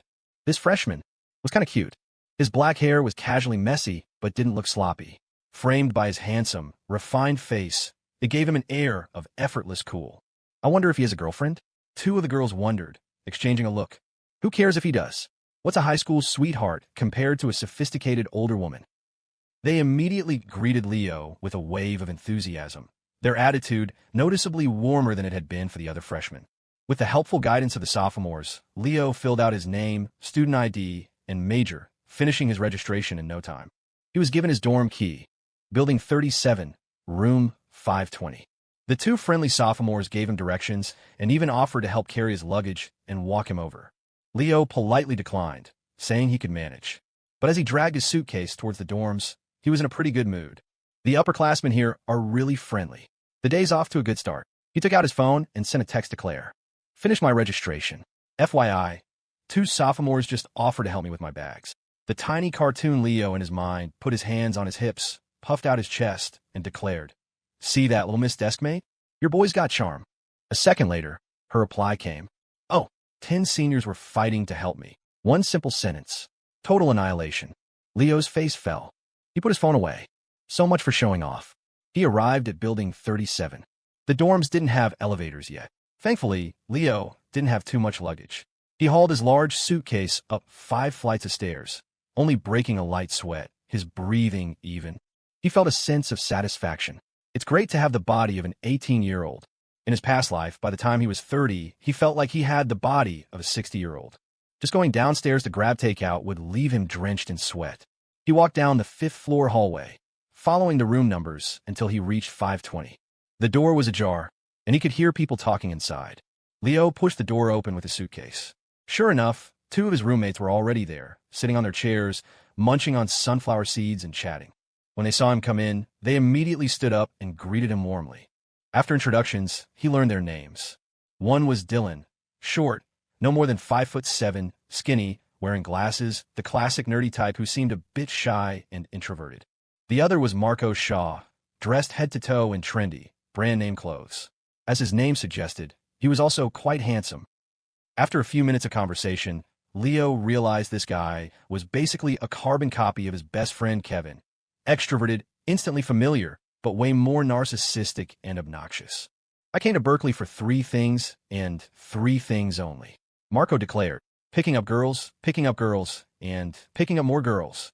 "If I don't hit on every single classmate and upperclassman in this school, I'll be doing a disservice to this world-class face of mine." After his grand proclamation, the ambitious Marco flipped his hair, a look of pure self-admiration on his face. Dylan listened with a hint of envy. "That's amazing. I went to an all-boys school from middle and high school. Now, whenever I see a girl, I get so nervous I can't even speak." In the next second, A fiery ambition ignited in Dylan's eyes. So, my goal is this. Over the next 4 years, I will initiate a conversation of more than 10 sentences, with each sentence being over 30 words long, with at least 100 different girls. Marco looked at him with admiration and approval. My man, that's the spirit. Dylan nodded emphatically. Let's do our best. The two high-fived, a look of mutual understanding on their faces. Leo, this was a weird way to start his first day of college. What kind of bizarre roommates did he have? The three of them were chatting when they heard footsteps in the hallway. The door swung open. They all looked up, and upon seeing the newcomer, froze in shock. Holy shit. The person who entered was built like a tank. He was at least 6'1", as muscular as a professional bodybuilder. He was carrying 2 suitcases in his hands, had 2 bulging woven bags tucked under his arms, and a huge duffel bag slung over his shoulder. And after carrying all that up 5 flights of stairs, the guy wasn't even out of breath. He looked completely fine. An absolute beast. All 3 of them felt a surge of respect. The newcomer, however, seemed rather humble and honest. He looked cautiously at the 3 guys in the room. Is this room 520? My name's Leon. I'm your new roommate. And with that, the quartet was complete. After another round of introductions, they learned that Leon was from a rural part of the state, had taken a gap year, and was the oldest in the room. By age, Marco, a local from the Bay Area, was the second oldest. Leo was third, and Dylan was the youngest. Once they settled down, Leon enthusiastically opened one of his woven bags and pulled out some homemade date cakes, a specialty from his hometown. Try some. I brought them from home. They're delicious. The other 3 politely refused. Oh no, we couldn't possibly. 10 seconds later, each of them was holding 2 or 3 date cakes, munching away happily. Holy crap, this is amazing. When guys get together, the conversation inevitably turns to girls. On this topic, Marco's eyes lit up, and he launched into a breathless monologue, sharing his intel with his 3 new roommates. Turns out, he'd done his homework.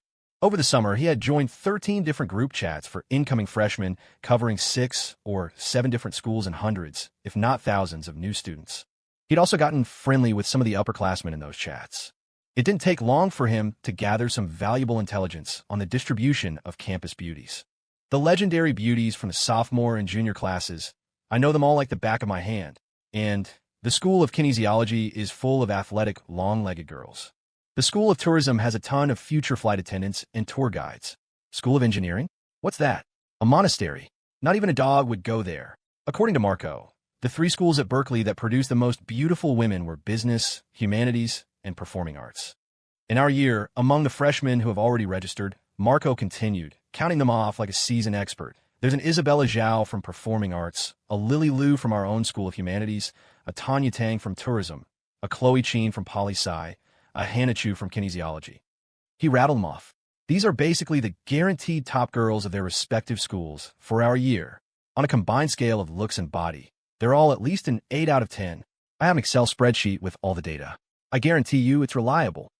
Leon and Dylan listened, completely mesmerized, looking at their roommate as if he were some kind of god. Leo couldn't help but be amused. This guy was a walking, talking ranking of the school's most beautiful women. Suddenly, Dylan thought of something. What about the School of Business? You said that's one of the top schools for beauties too, right? Marco gave them a mysterious smile. Patience. I was just getting to that. The School of Business. That's the main event. The beauties in the business program this year are a royal flush. Building 37, room 520.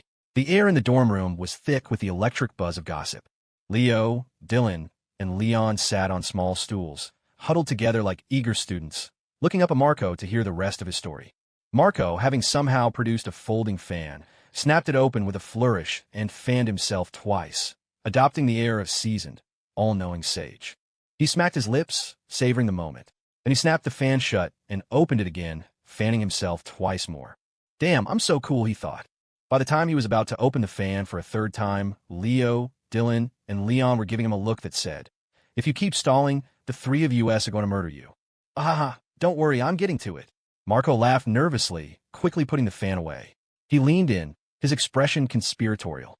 According to the intelligence I've gathered from various sources, the School of Business is on another level this year. I hear there are at least 2 or 3 new freshmen with a combined rating of 8 or higher. In any other school, they'd be in the running for the top spot. But that's not even the best part. He had their full attention again. A smug look appeared on Marco's face, and he instinctively reached for his fan before catching himself. The best part, if you'll allow me to build the suspense. Before he could finish, he noticed his 3 roommates were already rolling up their sleeves. Hey, what you guys doing? Leo's face was blank. Leon, Dylan. Get him. Marco's eyes widened in terror. Whoa, don't be rash, I was wrong, and not the face. After giving Marco a thorough beatdown, the 3 of them returned to their seats, feeling refreshed. A disheveled Marco, his hair a mess, struggled to his feet. He was much more cooperative now. What I mean is, he said, spilling the beans, besides the few 8 out of 10s, the School of Business supposedly has a goddess. A literal fairy. At least a 9, maybe even a 10. The words made Dylan and Leon's eyes go wide. Leon was skeptical. A 10? Are you serious? You said an 8 is already top tier. A 10 would make her the campus queen? No question. Dylan nodded in agreement. I saw Isabella Zhao from Performing Arts from a distance yesterday. I'd say she's at least a 9. You're saying this girl from business is even prettier? Marco waved his hand dismissively. Guaranteed. This is based on data compiled from dozens of sources. The other top freshmen, including the 2 or 3 from business, are all more or less on the same level, fluctuating around an 8. But this goddess I'm talking about, everyone in my freshman group chats who has been lucky enough to catch a glimpse of her says the same thing. She's a 10. A heart-stoppingly, ethereally beautiful, knockout 10. The new queen of Berkeley. No doubt about it. The new queen of the School of Business. Heart-stoppingly beautiful? Ethereally cool. Sitting there, Leo rubbed his chin. Why did that sound so damn familiar? Warming to his topic, Marco got even more animated. And I have more specifics. Yesterday evening, this future ice queen of our campus supposedly made an appearance. The moment she showed up on the main avenue, she stunned everyone. People who saw her just stopped and stared, completely mesmerized. I know a guy who was there. He told me that she was with a guy. Leo's brow furrowed. This was sounding more and more familiar. Suddenly it hit him. Holy shit, he's talking about me and Claire. But thinking about it, it made sense. With Claire's looks and aura, being crowned the new 10 out of 10 campus queen of Berkeley was pretty much a given. Just then, Dylan and Leon, who had been listening intently, seized on a key detail. Wait, there was a guy with her? Marco nodded, his face a mask of anguish. Yes, a guy. According to my buddy, the dude was an ugly freak, a total troll. I have no idea how he got so lucky, walking with a 10 out of 10 ice goddess like that. And he even had the nerve to hold her hand in public. My buddy said the goddess tried to pull away, but she couldn't. Dylan and Leon were shocked and outraged. Seriously? Who was that guy? That's straight-up harassment. He should be arrested. Leo was shocked too. Wait, what? First day of college, and he was already experiencing the terrifying power of rumors. He cleared his throat, feeling the need to set his roommates straight. Actually, there's a problem with that story. I heard the guy was actually pretty handsome, and it wasn't him who initiated the hand-holding, it was the girl. Before he could finish, Marco cut him off with a grand wave of his hand. Dude, what are you talking about? Was my buddy there, or were you there? This is first-hand intel. It can't be wrong. Dylan and Leon nodded sagely, looking at Leo with reproach. Just listen to the gossip, man. What's it to you? Why are you defending that guy? Leo. Well, damn. As they were talking, Leo's phone buzzed. It was a text from Claire. She said she had accidentally taken a bag of his clothes and asked for his dorm and room number so she could drop it off. Leo typed out a reply with the information. As soon as he sent it, 3 heads popped up in front of him, their eyes burning with the fire of gossip. Dropping off clothes? Oh, spill. Leo instinctively scooted his stool back. Nobody, just a high school classmate. Their eyes got even brighter. A high school classmate? She got into Berkeley too? Guy or girl? Spill. Leo answered honestly. A girl. She's in the School of Business, International Finance. A rapid-fire barrage of questions followed. What's your relationship? Is she hot? Are you dating? Spill. Leo scratched his head. We're just normal classmates. Deskmates for 3 years. She was the valedictorian back home, and I was second. That one sentence instantly killed their interest. Valedictorian? A nerdy girl? Marco sighed in disappointment, shaking his head. I've seen plenty of those smart girls. Usually, their grades and their looks are inversely proportional. He clapped Leo sympathetically on the shoulder. Dude, that deskmate of yours probably isn't much to look at. 3 years of that. You poor bastard. Anyone who got into Berkeley was a top student in their hometown, so Leo's roommates weren't particularly impressed by the term valedictorian. If anything, learning that the classmate bringing him clothes was a nerdy girl made them feel a lot better. For a second there, they thought their new roommate was already a step ahead of them, with a pretty girl fawning over him. Thank God. It was just a nerdy girl. Marco even started giving Leo some earnest, heartfelt advice. Dude, your looks are almost on my level. College is a whole new world. You can't give up the entire forest for one nerdy little sapling. Leon and Dylan nodded emphatically. Exactly. Marco just said there are tons of beautiful freshmen here. And that's not even counting the upperclassmen. With your looks, finding a girlfriend in college will be a piece of cake. His roommates were so well-intentioned.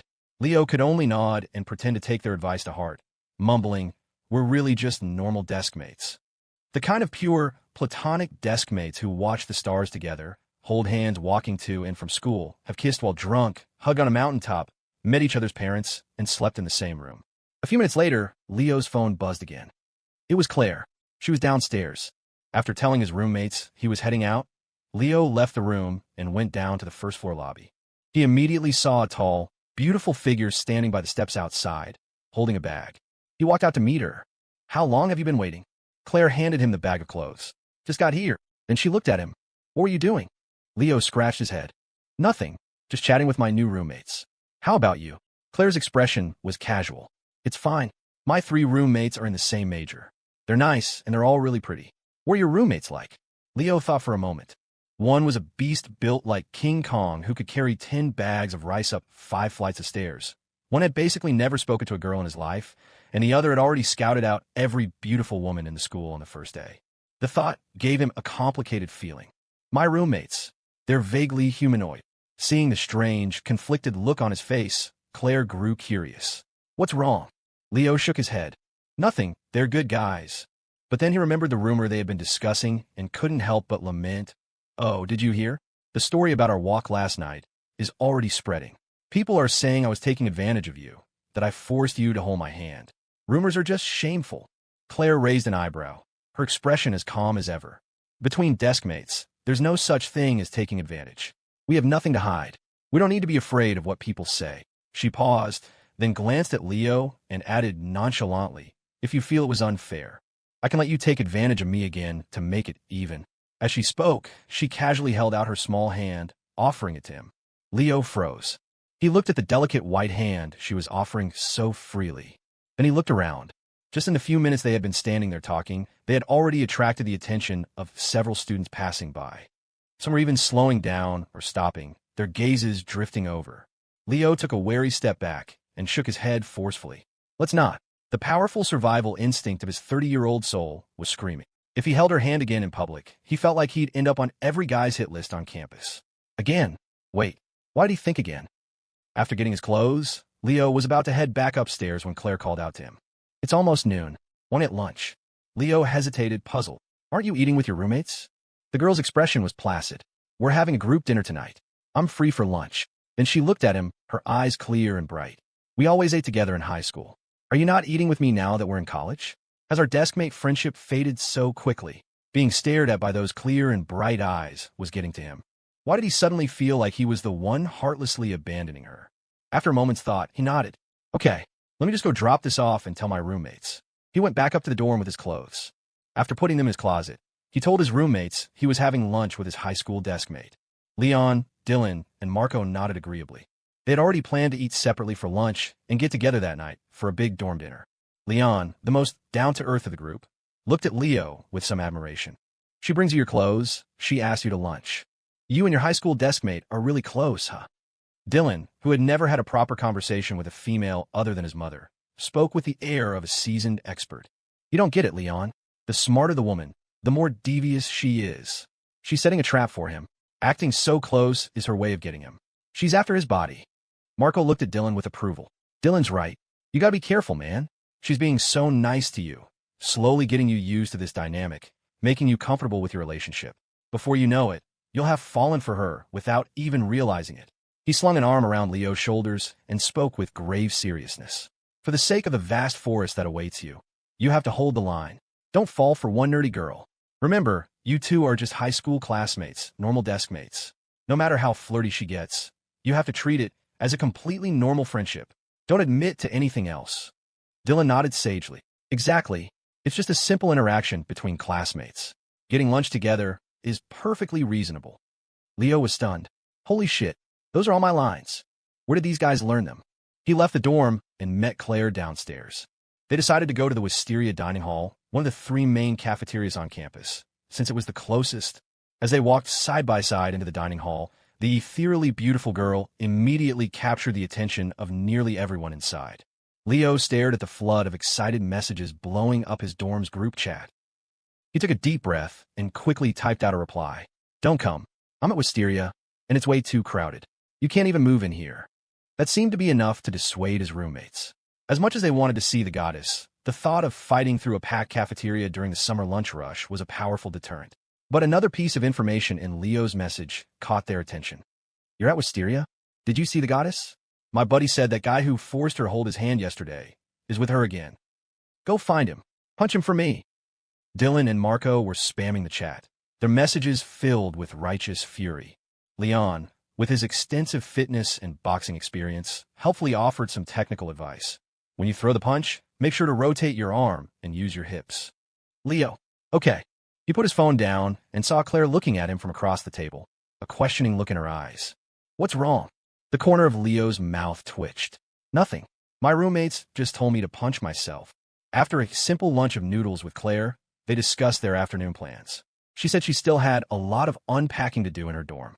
Once they finished eating, they took their bowls to the cleaning station and left. As they walked out, Leo could still feel countless gazes on his back, like a volley of sharp arrows. Homicidal intent +1, +1, +1. When Leo got back to room 520 that afternoon, his roommates had already bought instant noodles from the campus store and finished their lunch. Right now, Marco and Leon were huddled around Dylan's chair, watching him browse the school's online forum on a bulky laptop. Seeing Leo return, the three of them greeted him with manic excitement. "Leo, get over here. Someone just updated the freshman beauty intel on the forum." Young college students these days, sighed Leo's 30-year-old soul, shaking his head in disappointment. Is that all they think about? His 18-year-old body, however, zipped right over. "Really? Let me see." On the Berkeley Student Forum, the most popular post was pinned to the top. The official '07 Freshman Beauties Dossier, HD, pics inside. The post had been up for less than 2 hours and already had tens of thousands of views and hundreds of replies. Opening the thread revealed a gallery of photos of beautiful new students. It included all the girls Marco had mentioned earlier: Tanya Tang from tourism, Chloe Cheen from poli-sci, Hannah Chu from kinesiology. They were all there. The information was incredibly detailed, listing each girl's name, school, major, and even estimated height, weight, and measurements. Marco was blown away. He looked ready to declare the original poster his soulmate. This guy's a legend, a true connoisseur. Leo leaned in for a look. The photos were indeed a stunning collection of talent, each girl beautiful and charismatic in her own way. Of course, he thought, they're still not quite on Claire's level. Just then, Dylan refreshed the page, and a few new replies appeared. One user had posted, "These are nothing. Total duds. Check out this pic I just secretly took of the ice goddess from the business school." Dylan's jaw dropped. "Whoa, guys, look. Someone just posted a picture of the goddess from Wisteria." Leon and Marco, who were about to head back to their desks, shot back over, their eyes wide with anticipation. Where? Let me see." Leo also stopped and turned around, stunned. On a laptop screen, Dylan had enlarged the newly posted photo. It showed a girl in simple, clean clothes, sitting at a corner table in the Wisteria dining hall, her head lowered as she ate her noodles. The photographer must have been far away, because the picture was blurry and indistinct, making it impossible to see her face clearly. But even as a fuzzy silhouette, the girl's graceful posture, the vague outline of her delicate profile, and the palpable aura of cool, radiant beauty were enough to make the three guys huddled around the screen gasp in admiration. Holy crap, she really is a goddess. Even with a crappy phone camera, you can feel that 10 out of 10 campus queen energy. As the three of them showered the photo with praise, their eyes drifted to the edge of the frame, where they noticed something else. The person sitting across from the goddess. The three roommates were instantly filled with hate. What the hell? It's that scumbag again. That bastard. What right does he have to sit across from the goddess? That guy needs to die. In the next second, Leon squinted at the blurry silhouette of the damn guy in the corner of the photo. Those clothes look a little like Leo's. Marco and Dylan immediately whipped their heads around to look at Leo, their eyes scanning him up and down in surprise. You're right. Same jeans and white t-shirt. And the body type looks about the same, too. Leo struggled to remain calm. A lot of people dress like that. It's pretty normal, right? Just a coincidence. A total coincidence. The three of them thought about it and decided that made sense. They nodded. Reasonable. Leo's the smart one here. They all turned back to the screen to continue admiring the photo of the goddess. Leo, sitting to the side, secretly wiped away a cold sweat. Of course I'm a smart one. If my brain worked any slower, I'd be a dead man in room 520 right now. That evening, the four residents of room 520 went out for their first group dinner. They found an all-you-can-eat Korean barbecue place just outside the East Gate. It was $28 per person, economical and practical, though they'd heard from upperclassmen that it was guaranteed to give you diarrhea the next day. But they were 18. Their bodies could handle it. Who was afraid of a little diarrhea? If it saved money, it was worth it. Marco, true to his word about becoming the king of Berkeley, had already lined up a date on his first day. She was getting ready, he said, and would be there soon. And soon enough, the guys of room 520 finally got to witness firsthand what Dylan meant when he said he couldn't talk to girls. 1 second, the four of them were happily grilling meat and chatting, with Dylan excitedly rattling off details about the beautiful freshmen in every school. At the Korean barbecue restaurant, Marco's words made the other two roommates snap to attention. Leon's eyes widened in realization. That's right, Leo did say that before. Doesn't that mean she's in the same school and major as the campus goddess? With a girl present, Dylan's speech functions were completely locked down. He whipped out a notebook from somewhere and began scribbling furiously before holding it up. Correct. He did. Marco's memory was jogging. And when we saw him texting his high school deskmate, the contact name started with Sue, right? Leon looked shocked. The same last name as the campus goddess? What a coincidence. Dylan nodded vigorously, continuing to write in his notebook before holding it up again. Right. I remember that too. The three roommates stared at Leo, their brows furrowed in thought. Seeing that they were starting to piece together the various coincidences and were getting dangerously close to the truth, Leo cleared his throat. Oh yeah, it is a coincidence. My deskmate is also in international finance. Her name is... His mind went into overdrive. His eyes darted around the restaurant and landed on a small flyer taped to the wall. It was an ad for a hardware wholesaler, complete with pictures of rebar and copper wire. Inspiration struck. His eyes lit up. Her name is Bertha Sue. The air at the table fell silent for a moment. The three roommates, along with the cute business school freshman, Jenny Zhou, just stared at him. A single question mark slowly appeared over each of their heads. Bertha Sue. Marco looked at Leo like he had grown a second head. Dude, he stammered, your high school deskmate. A girl. Is named Bertha Sue.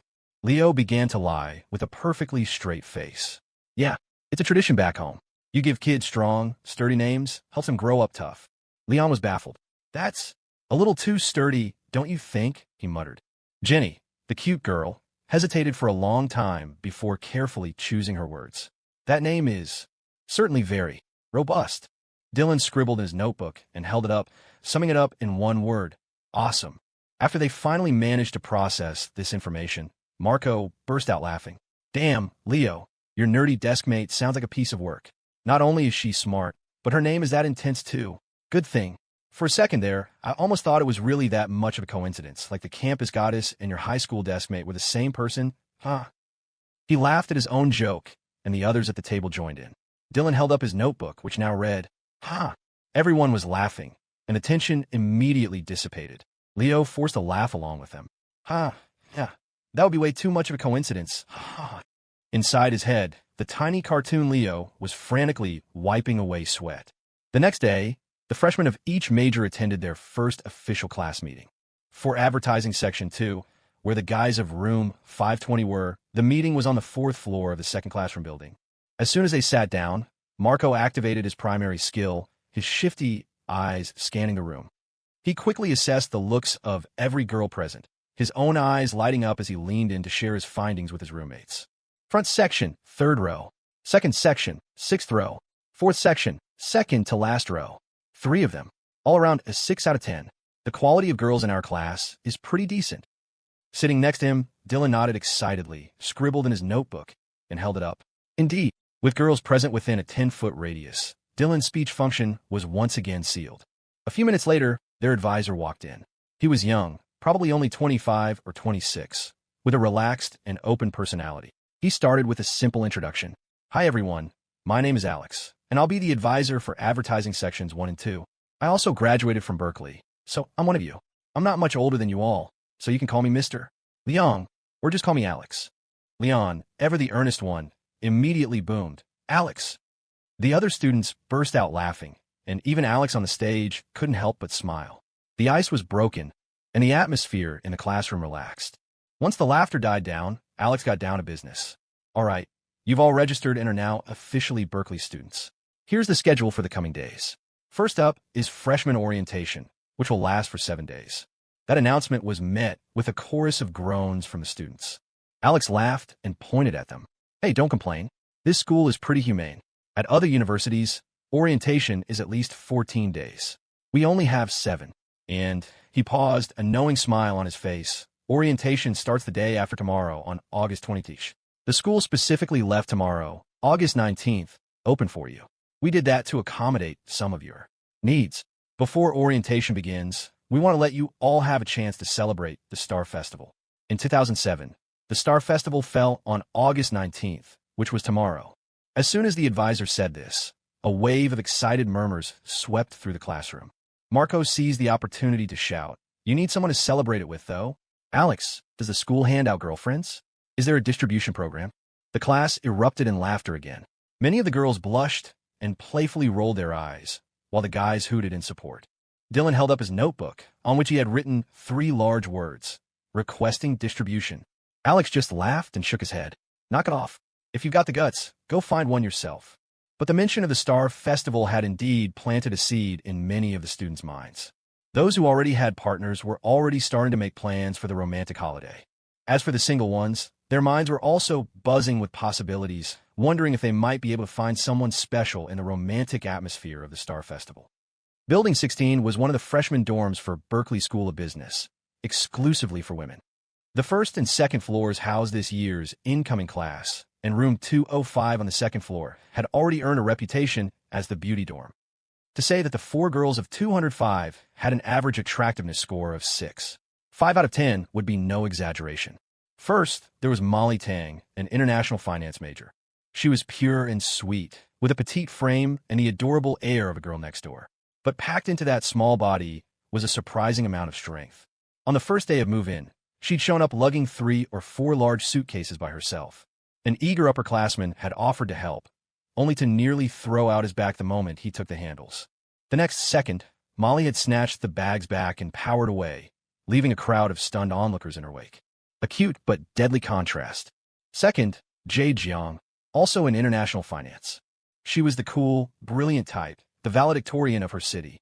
Her personality was placid yet sharp. With her long, straight black hair and black-framed glasses, she radiated an aura of calm rationality. Rumor had it that in high school, she and her equally brilliant ex-boyfriend had created an Excel spreadsheet to schedule their study sessions and dates, planned down to the minute. She was methodical to a fault. Third, Quinn Liu, from the other international finance class. She was the definition of a bombshell, curvy, with a tiny waist and long legs. Her exquisitely seductive face was an easy 8 out of 10. She was vivacious, outgoing, and effortlessly understood how to wrap men around her finger, with admirers to spare. If things had gone as expected, this captivating beauty, with her player-like charisma, would have been the undisputed queen of the International Finance Department, if not the entire School of Business. But unfortunately for her, there was an unexpected variable, and that variable was the 4th resident of room 205. 4th Bertha S. Ahem. My mistake, Claire Sterling.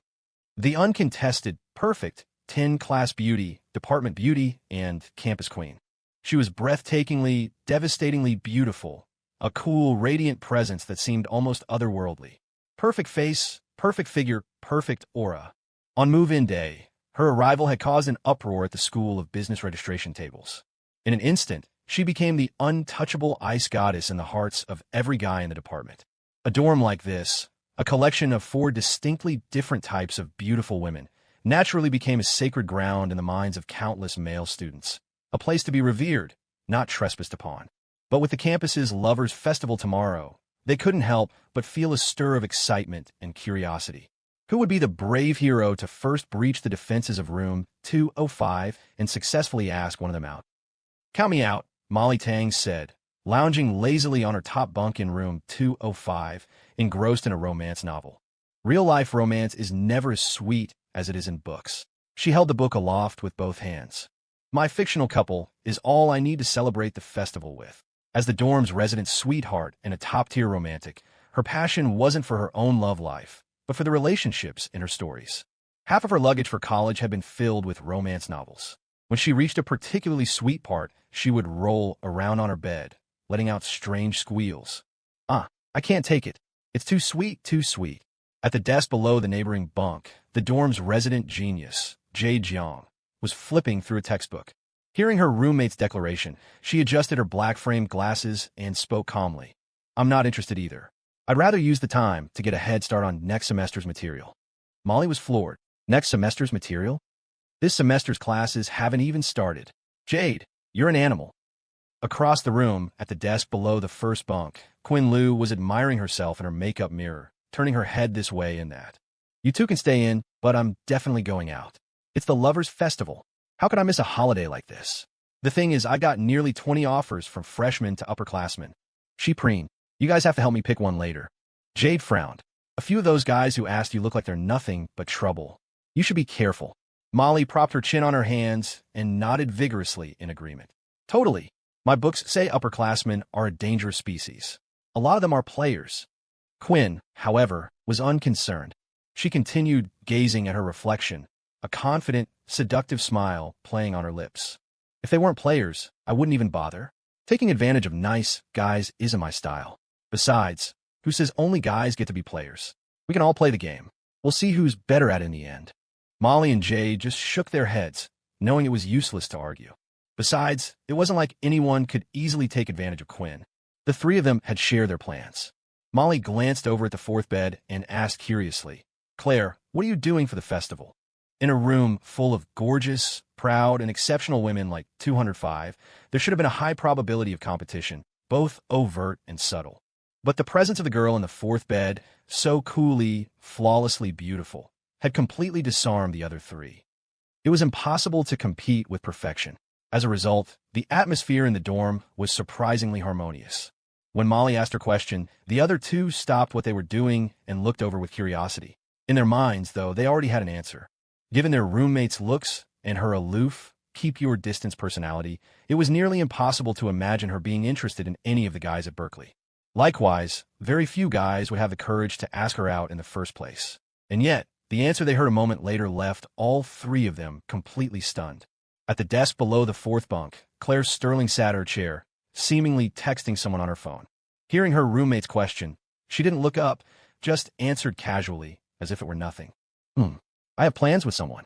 The moment the words left her mouth, Molly's romance novel slipped from her shocked fingers and slapped her in the face. The pen in Jade's hand clattered to the floor.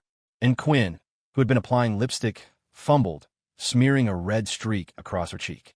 All three girls whipped their heads around, their faces masks of utter disbelief. What? In Building 37, the men's dorm, room 520, Leo's three roommates stared at him with wide eyes. You're going out with your old desk mate? Dylan sucked in a sharp breath. With Bertha Sue. The three of them exchanged glances, a collective shiver running down their spines. After what felt like an eternity of anticipation, August 19th finally arrived. The Lovers' Festival, a campus tradition inspired by the Chinese Qixi Festival. Berkeley's campus was already decorated, the air buzzing with an almost tangible cloud of pink, romantic bubbles. As students left their dorms for the dining halls, they passed through the campus's small commercial district and food street. Every shop had hung banners and posters advertising festival promotions.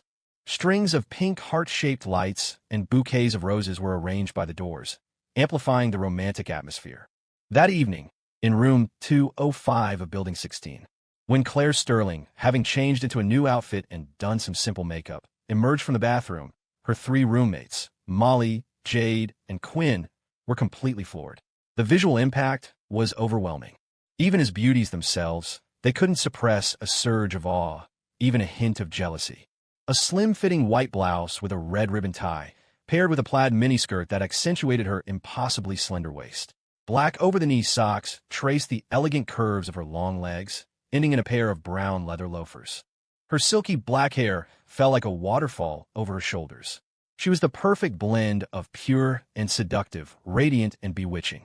It seemed she had even put on a little light makeup for her date, making her already flawless face so breathtakingly beautiful it was hard to breathe. It was no exaggeration to say that Claire Sterling, in this outfit, was the living embodiment of every man's high school dream. The romance novel in Molly's hands fell on her lap. She gaped. My book's heroine. She just walked into reality. Quinn let out a sharp, incredulous breath. Is she trying to make it impossible for any other girl to even exist? Jade surveyed Claire from head to toe, offering a calm, objective assessment. Completely impossible. She walks out the door in that outfit, and it's a massacre. Faced with her roommate's effusive praise, Claire just offered a faint smile, as if it was nothing.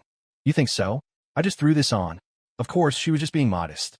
In her past life, as the CEO of a publicly traded company, she had attended countless high-end events and was her own expert stylist and makeup artist. She knew exactly what look to create for an occasion like this. Thinking of the expression on a certain someone's face when he saw her, the corners of her lips curled into a subtle, amused smile. Seeing that smile, her three roommates exchanged glances, their hearts once again reeling. She's insane. Who in the world is she going on a date with? Did his ancestors save the universe to deserve this kind of luck? Stay strong, man. In room 520 of Building 37, Marco, Dylan, and Leon looked at Leo with expressions of deep sympathy and pity as he prepared to leave. They looked like they were sending a warrior off to a hopeless battle. The mood was somber, almost tragic. Marco especially grabbed Leo's hand, pleading with him one last time. Remember, you two are just normal high school desk mates. You just happen to be hanging out today. It has nothing to do with some lover's festival. Don't fall for it. Don't let Bertha get the jump on you and lock this relationship down. Dylan nodded emphatically. Exactly. It's just desk mates grabbing a casual dinner and hanging out. Perfectly reasonable. Leon nodded in agreement. Reasonable. His three strategists drilled the word reasonable into his head, warning him to stick to the script and not give her any other openings. Leo just stood there, a vein throbbing in his temple. Don't worry, I'm more familiar with that line than you guys are. At the east gate of the university, when he saw his desk mate emerge from the tree-lined path, silhouetted against the evening sky, his heart, despite being prepared, took a hard hit.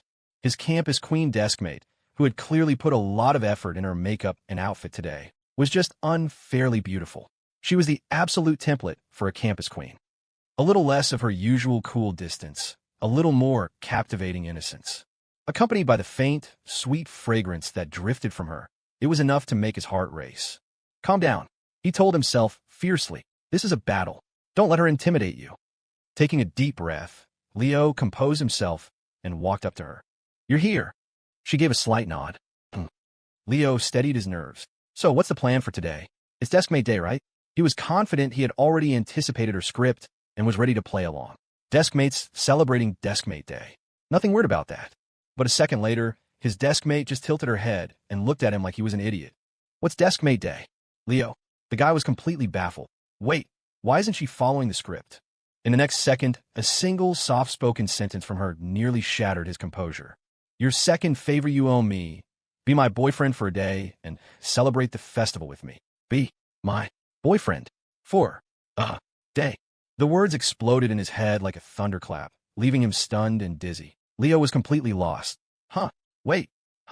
Seeing him frozen in a state of near petrification, Claire's lips curved into an imperceptible smirk before she quickly smoothed her expression back to normal. Her voice was as light and cool as ever. I've never celebrated the Lovers' Festival before. I want to experience it today, as my deskmate, helping me out with something small like this. That's reasonable, right? Is this reasonable at all? The four words exploded in his mind again. Inside Leo's head, a tiny version of himself was once again being trampled by a stampede of 1,000 alpacas. You call this a small favor? You might as well ask for my life. His mind in turmoil, Leo struggled to organize his thoughts. Wait a minute. The favor you mentioned yesterday, wasn't it just to hang out with you for the festival? There was no be my boyfriend for a day clause attached. But his deskmate remained perfectly nonchalant. Is that right? It's more or less the same thing. Anyway, you already agreed. You wouldn't go back on your word, would you? She paused, lifting her beautiful eyes to meet his, a thoughtful look on her face.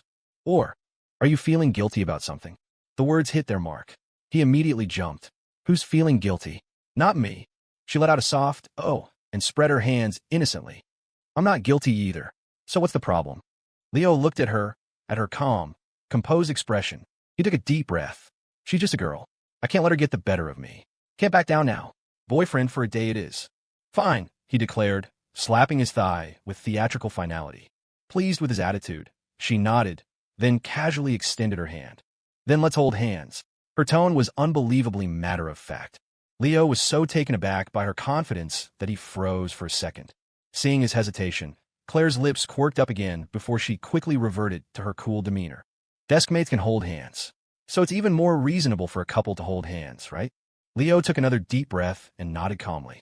True. Then he reached out and took her delicate hand in his. Little did she know, a hurricane was raging inside him. Holy shit, the deskmate version just got patched. And the reasonable logic has a brand new update. If deskmates could hold hands, then it was only logical for a couple to do so. It's temporary. Just for one day. Stay strong. Don't let her tricks break your focus.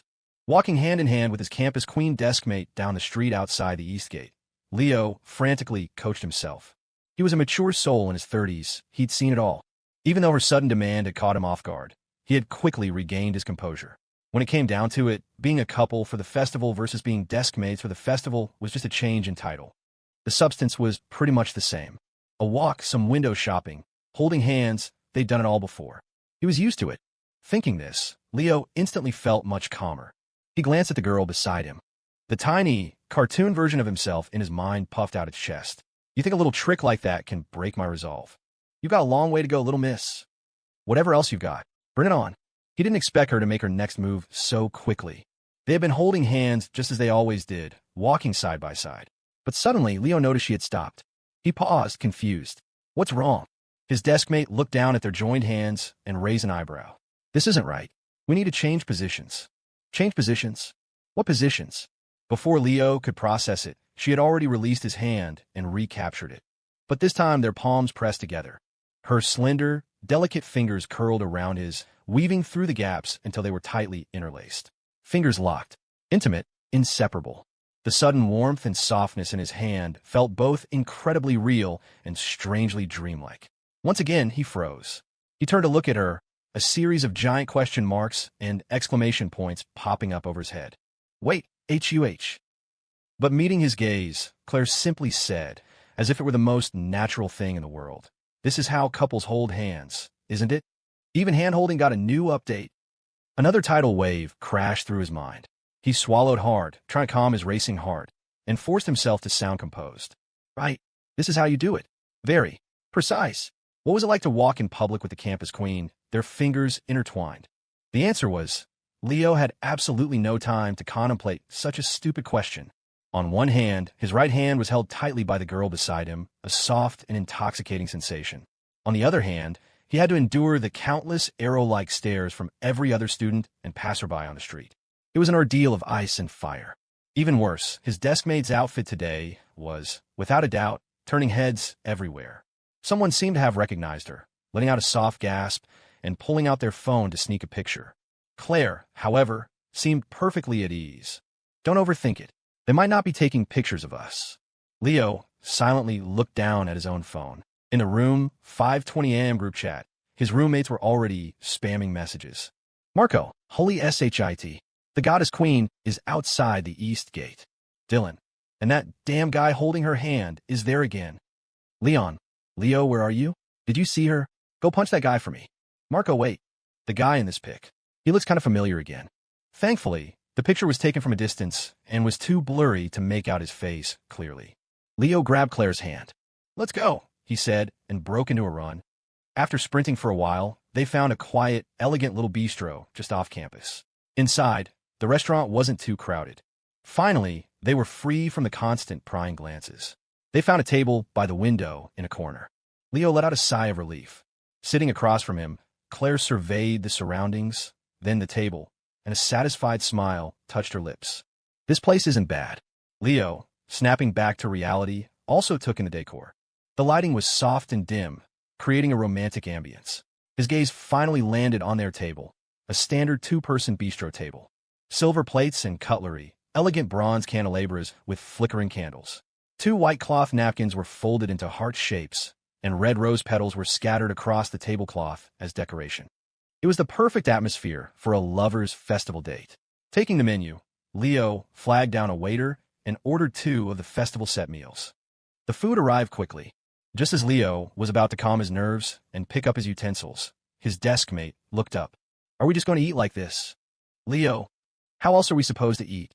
Claire, her eyes unwavering, propped her chin on her hands and looked at him. Her expression was perfectly natural. "You feed me." Ignoring his petrified expression, she added matter-of-factly, "Couples eating together on a holiday. It's reasonable for one to feed the other, right?" Meanwhile, in the girl's mind, a tiny, mischievous version of herself was doing a victory dance. This new version of the script, is so useful.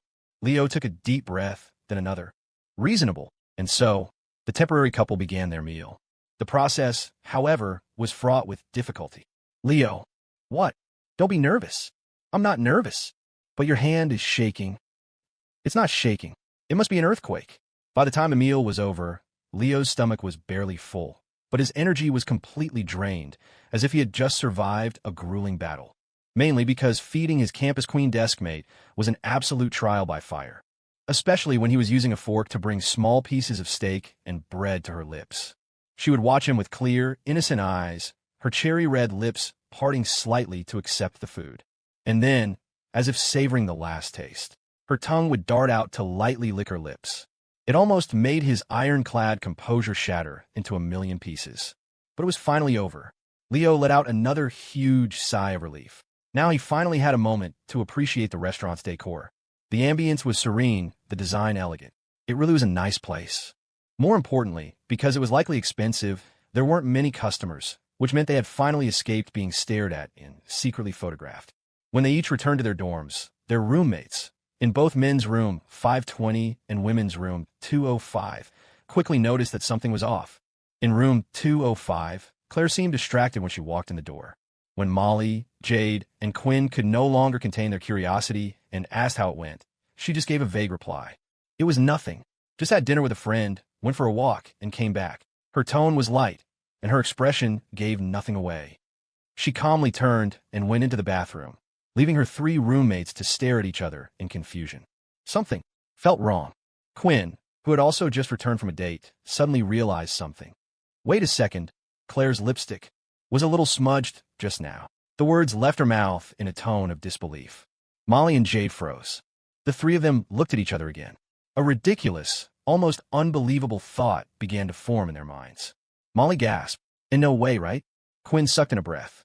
"If that's true, the entire School of Business, no, all of Berkeley, would explode, wouldn't it?" Jade tried to remain calm, shaking her head. "Probably not. Didn't she say she just went out for dinner and a walk? She probably just wasn't paying attention while she was eating and messed up her lipstick." The 3 looked at each other again, then, as if coming to a silent agreement, nodded forcefully. "Right, that has to be it." Their tone was firm, but it felt like they were trying to convince themselves more than anything. At the same moment, inside the dorm bathroom, the sound of the faucet running filled the small space. Standing at the sink, Claire splashed her face with water, taking a deep breath to try and clear her head. But when she looked up at the mirror, the scene from the woods near the overlook flashed through her mind again. She subconsciously touched her lips. Instantly, her cheeks burned hot, and even the tips of her ears turned a faint red. Her body felt weak, and she had to grip the sides of the sink to keep herself steady. Under the cover of the rushing water, she muttered to herself in a flustered, embarrassed whisper, "Damn it. Getting so bold all of a sudden. You little jerk." Meanwhile, in the men's room 520, Marco, Dylan, and Leon watched as Leo climbed onto his bed and stared blankly at the ceiling. They exchanged worried glances, then quickly huddled together, whispering in low voices. "Look at him. Seems like he took a big loss tonight. I saw a lipstick on his mouth. Did Bertha force herself on him?" She forced him, and he couldn't fight back." Duh, we're talking about Bertha. Does that name sound like someone you can fight back against?" His 3 roommates reached a unanimous conclusion. They looked back at Leo, their eyes filled with sympathy and pity. Poor Leo. This is just tragic. Leo, however, was oblivious to what his roommates were thinking. Lying on his bed, staring at the ceiling, his mind was replaying the scene from the overlook like a movie. The frantic way they had pulled apart afterward. Awkward and blushing. The clumsy, nonsensical way they tried to change the subject. Finally, the panicked escape as they both fled back to their dorms. But more than any of that, the movie in his mind kept rewinding, uncontrollably freezing on the single frame where he had stumbled forward and fallen against her. If the accidental kiss in the vault karaoke room before summer didn't count, then tonight was their first real kiss, when both of them were completely sober. On his bed, Leo subconsciously touched his own mouth. Recalling it, all he could remember was the electrifying sensation of that moment. It was soul-stealing. His deskmate's lips were soft, fragrant, and faintly sweet. The next day, August 20th, Berkeley's week-long freshman orientation began. The new students received their camouflage uniforms, boots, and hats. Once they put them on, the campus was a swarming sea of green and brown, making it nearly impossible to tell anyone apart. Many complained that the uniforms were ugly, but soon no one had the energy to care about that anymore. When the stone-faced drill instructors began barking orders, leading their respective classes onto the field under the blazing sun, the orientation officially began. The sun was scorching, the air so hot it felt like it could catch fire. Class after class of freshmen stood in neat formations on the field, practicing standing at attention, marching in formation, and running laps. The immense physical exertion left everyone so exhausted that by the end of the first day, they could do nothing but collapse onto their dorm beds like lifeless ragdolls. Cries of agony echoed through the dorm buildings. In room 520, Marco and Dylan were already on the verge of collapse by the first night. Leon was a bit stronger, but he was hopelessly uncoordinated and was always a step behind during marching drills. As a result, he received special attention from their instructor and ended up in even worse shape. The three roommates lay on their beds, barely breathing, without even the strength to get up and go to the dining hall. All they could do was trade verbal jabs and offer each other encouragement. Only 6 days left. We just have to tough it out. Leo didn't join their conversation. He lay on his bed, eyes closed, trying to rest. But he couldn't stop himself from picking up his phone again and again to check the screen. A full day had passed since last night. His campus queen deskmate hadn't sent him a single message.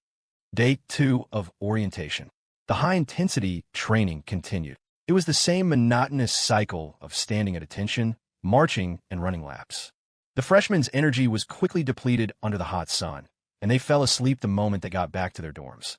And that day, there was still no message from his deskmate. Feeling a bit guilty himself, he had typed out a text several times, but ended up deleting it each time. By the third day, many students' bodies were starting to give out. Some even suffered from heat stroke and were sent to the infirmary. Leo's body could still handle it, but while marching, his mind drifted to his deskmate. He lost focus, fell out of step, and was singled out by the instructor for a brutal round of extra drills. After that punishment, combined with the ill-fitting orientation boots, his feet were covered in painful blisters. He finally made it through the day's training. As he was limping back to his dorm, a familiar, cool, and pleasant voice called out to him. Leo. Hearing the voice behind him, Leo instantly recognized it as his deskmate. He turned around, his mind racing to figure out what to say. But the moment he saw her, he froze. For the past 2 days, Leo had rehearsed countless opening lines in his head, trying to figure out how to explain things the next time he saw his deskmate. He had agonized over the perfect first sentence. But at this moment, turning to see her standing there, he froze, and the words that came out were not what he'd planned. What happened to you? Standing before him was the familiar Claire Sterling. Having finished orientation for the day, she must have already gone back to her dorm.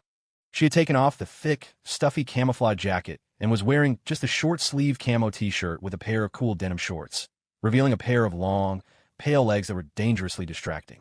To shield herself from the sun, she was still wearing the pink, emblazoned baseball cap they had bought during the festival, her hair tied back in a jaunty ponytail. What made Leo stare in surprise was the black face mask she was wearing, completely obscuring her exquisite features. Why is she wearing a mask in this heat? A question mark popped up over his head.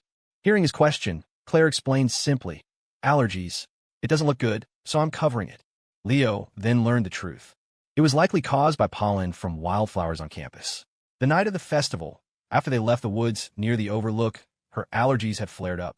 It wasn't just her face. She held out her arm for him to see. Sure enough, there were faint red patches on her slender, pale skin. It wasn't severe, but it was enough to make him feel a pang of sympathy. In that moment, Leo completely forgot about the awkwardness and embarrassment from their intimate encounter. Looking at her arm, his expression filled with concern. Have you been to the campus health center? She nodded, her voice slightly muffled by the mask, but she seemed to be in good spirits. I saw a doctor. They said it's nothing serious. Just wear a mask to block the pollen and take some medicine they prescribed. It should clear up in a few days. Leo nodded, feeling a bit relieved, but he was still puzzled. You were fine when you first got to campus a few days ago. Why the sudden reaction? Claire shook her head. I don't know, but the doctor said it might be because of the woods near the overlook. Apparently, the wildflowers there have irritating pollen, and a lot of students get allergies in the summer. Mine is just a bit more severe. Oh, I see, Leo said, understanding dawning on him. Suddenly, his voice trailed off. Their eyes met, and both of them couldn't help but remember what had happened in those very woods on the night of the festival. The atmosphere quietly shifted, becoming charged with an unspoken intimacy. Even though she was wearing a mask, a blush seemed to creep up her face. Leo's own expression became unnatural, his voice laced with guilt. Well, if you're okay, I'll get going. He tried to turn and run, but in his haste he put weight on his foot wrong, aggravating a blister. He sucked a sharp breath, nearly stumbling. Quickly, Claire reached out and steadied him. Now, it was her turn to frown with concern. What's wrong? Did you twist it? Their skin touched again, and the memory of that night flashed through his mind, sending another jolt through him. Leo quickly took 2 steps back, trying to act casual. It's nothing. The instructor was just pushing us too hard, and these boots don't fit right. Just some blisters. They'll be fine in a couple of days. Claire's expression cleared with understanding. She looked down at his boots, then frowned. The orientation boots, especially the ones for guys, were stiff and ill-fitting. With such high-intensity training, blisters were almost inevitable. She knew several guys in her own class were complaining about the same thing. After a moment of thought, an idea seemed to come to her. She looked at Leo and said, "Wait here for a second." Then she hurried off, leaving him standing there, confused, wondering where she was going. He soon had his answer. They weren't far from the women's dorms, and it wasn't long before he saw her jogging back. She seemed to have made a quick trip to her room, and she was now holding a small package. She walked up to him and handed it over. Here. Leo took it, still protesting. It's fine, I have icy hot and Tiger Balm in my room. The next second, he looked down at the package in his hands. The large words printed on the wrapping were impossible to miss. Always. Leo's hand shot out to cover the package. He looked up at her dumbfounded. But his deskmate's expression was perfectly serene. I heard from some upperclassmen. Put these in your boots. It'll stop them from rubbing. Claire left, leaving Leo standing there with the pack of Always pads. He had initially tried to refuse her kindness, protesting with all his might. But his resistance crumbled when she frowned at him and said 2 simple, coolly delivered words. Listen to me. Even with the hat and mask hiding most of her face, those 2 words carried an authority that could not be denied. In the end, Leo could only stuff her kindness into his pocket and sneak back to his dorm like a thief. The next morning, the bugle call blared from the campus speakers, signaling the start of a new day of orientation. The guys in room 520 dragged themselves out of bed, groaning and sighing as they got dressed. Leo sat at his desk, staring at the ridiculously stiff boots. After a long moment of internal debate, he made up his mind. While his roommates weren't looking, he stealthily slipped a pad into each boot. That morning, the training began again, standing at attention, marching, running. To his surprise, Leo discovered that with the pads in his boots, they were significantly more comfortable. No more rubbing. At the end of the day, while his classmates and roommates were clutching their feet and groaning in pain, he felt refreshed and fine, aside from the slight discomfort from his existing blisters. It wasn't just the orientation. After yesterday's incident, the awkwardness that had settled between him and his deskmate seemed to have vanished. After training ended that day, Leo texted her to report on the effectiveness of the Always pads. She immediately called him back. Leo went out to the balcony to take the call. On the other end, his deskmate happened to be on her dorm balcony as well. After hearing his report on the pads, a hint of laughter entered her voice. As long as they work. If you need more, just let me know. Leo, I'm good. They chatted casually for a few more minutes, their rapport clearly back to normal. Just then, the door to his room opened. Marco, Dylan, and Leon burst in, full of excitement. Leo, Marco yelled as he entered. Good news. We're having a mixer with the girls from room 306 in our class tonight. And Zoe and Renee specifically said you have to come. Marco's voice was loud enough for Claire to hear clearly on the other end of the line. Mixer, with the girls from his class, and they specifically requested little Leo to be there. In that instant, on the balcony of room 205, the girl leaning against the railing narrowed her eyes. The whole thing had started simply enough. On August 18th, during the first class meeting for the advertising majors, the advisor, Alex, had mentioned the upcoming Lovers Festival. From the back, Marco had jokingly yelled, "Does that come with a girlfriend assignment?" which had earned a chorus of whoops from the guys and blushing giggles from the girls. But even then, the guys and girls in the class were already subtly checking each other out. It wasn't just Marco who had spotted a few pretty girls in the 6 out of 10 range. Leo's handsome face had also caught the attention of many of the girls, making them take a second look. Over the next few days of orientation, the classmates trained together and hung out in small groups during breaks.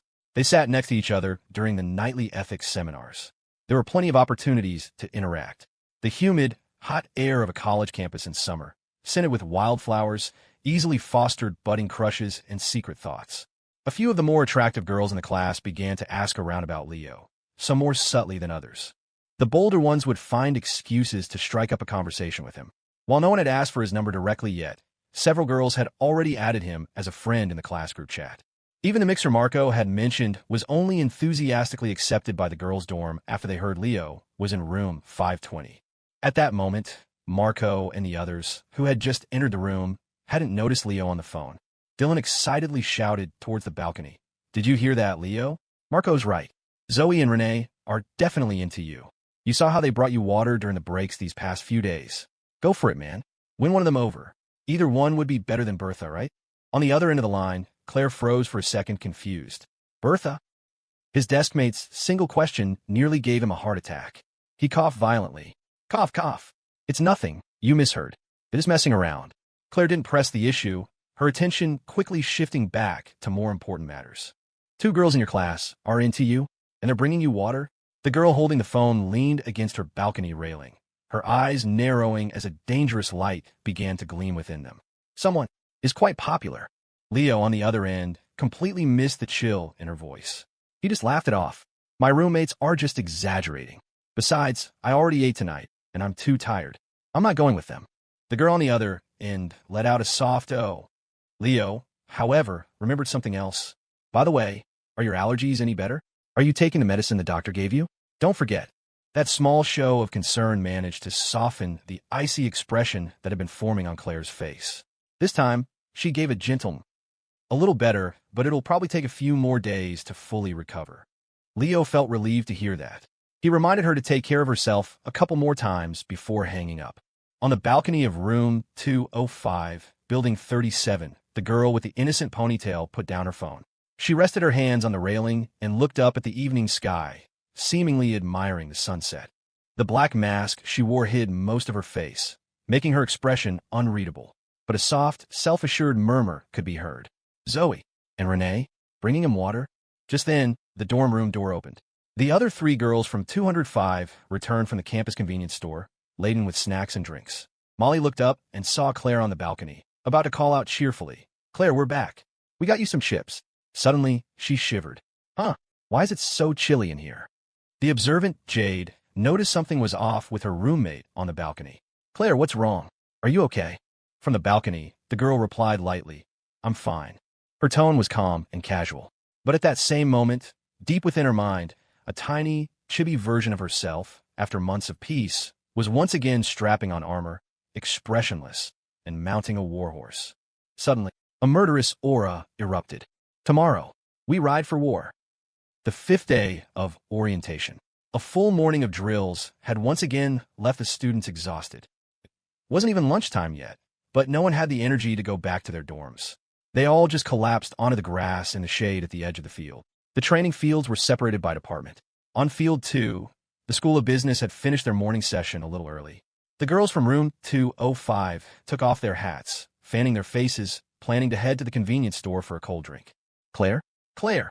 Molly looked around, searching for her suddenly vanished roommate. Where'd she go? Quinn was also puzzled. She was right here a second ago. How did she disappear? Jay frowned, thinking. Her voice was uncertain. "I think I saw her, heading toward Field 1. Meanwhile, on Field 1, the freshmen from the School of Humanities and Social Sciences were gathered in the shade, greedily enjoying the rare moment of coolness. The guys from room 520 were sitting together.